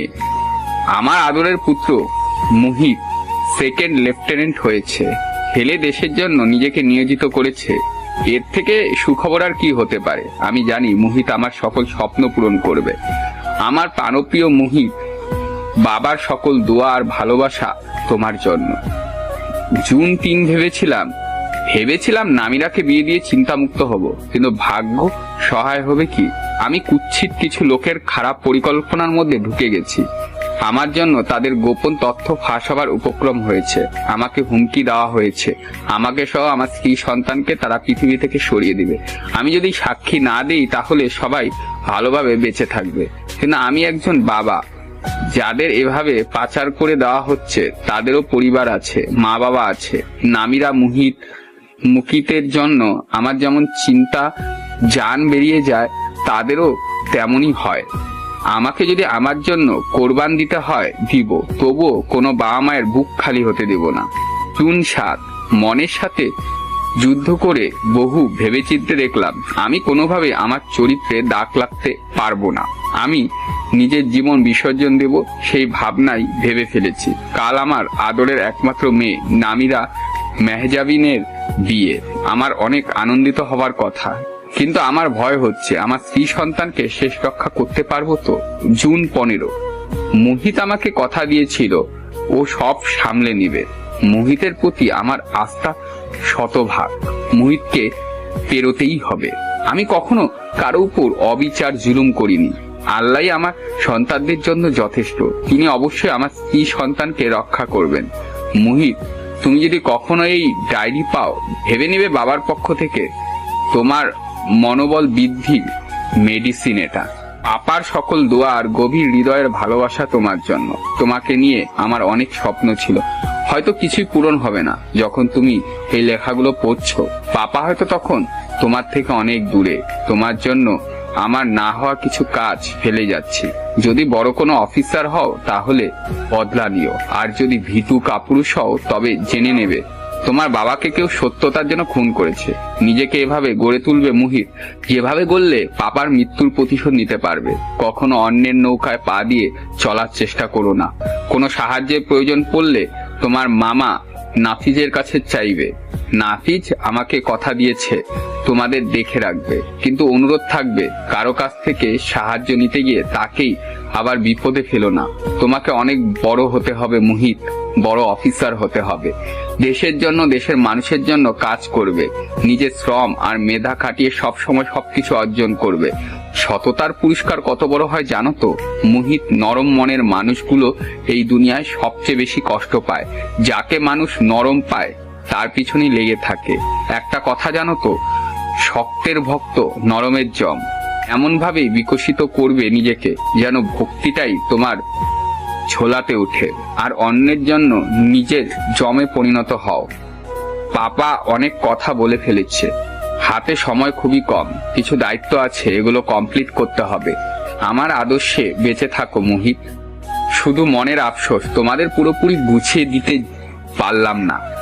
এমন হতভাগা পিতা আমি। ভালো থেকো আদরের মোহিত। ডায়েরিটাতে আর কিছুই লেখা নেই, বাকি সব সাদা পাতা। ফজরের আজান হচ্ছে চারপাশে। অশ্রুসিক্ত নয়নে মোহিত ডায়েরিটা বন্ধ করে লকারে আবার পুরে রাখলো।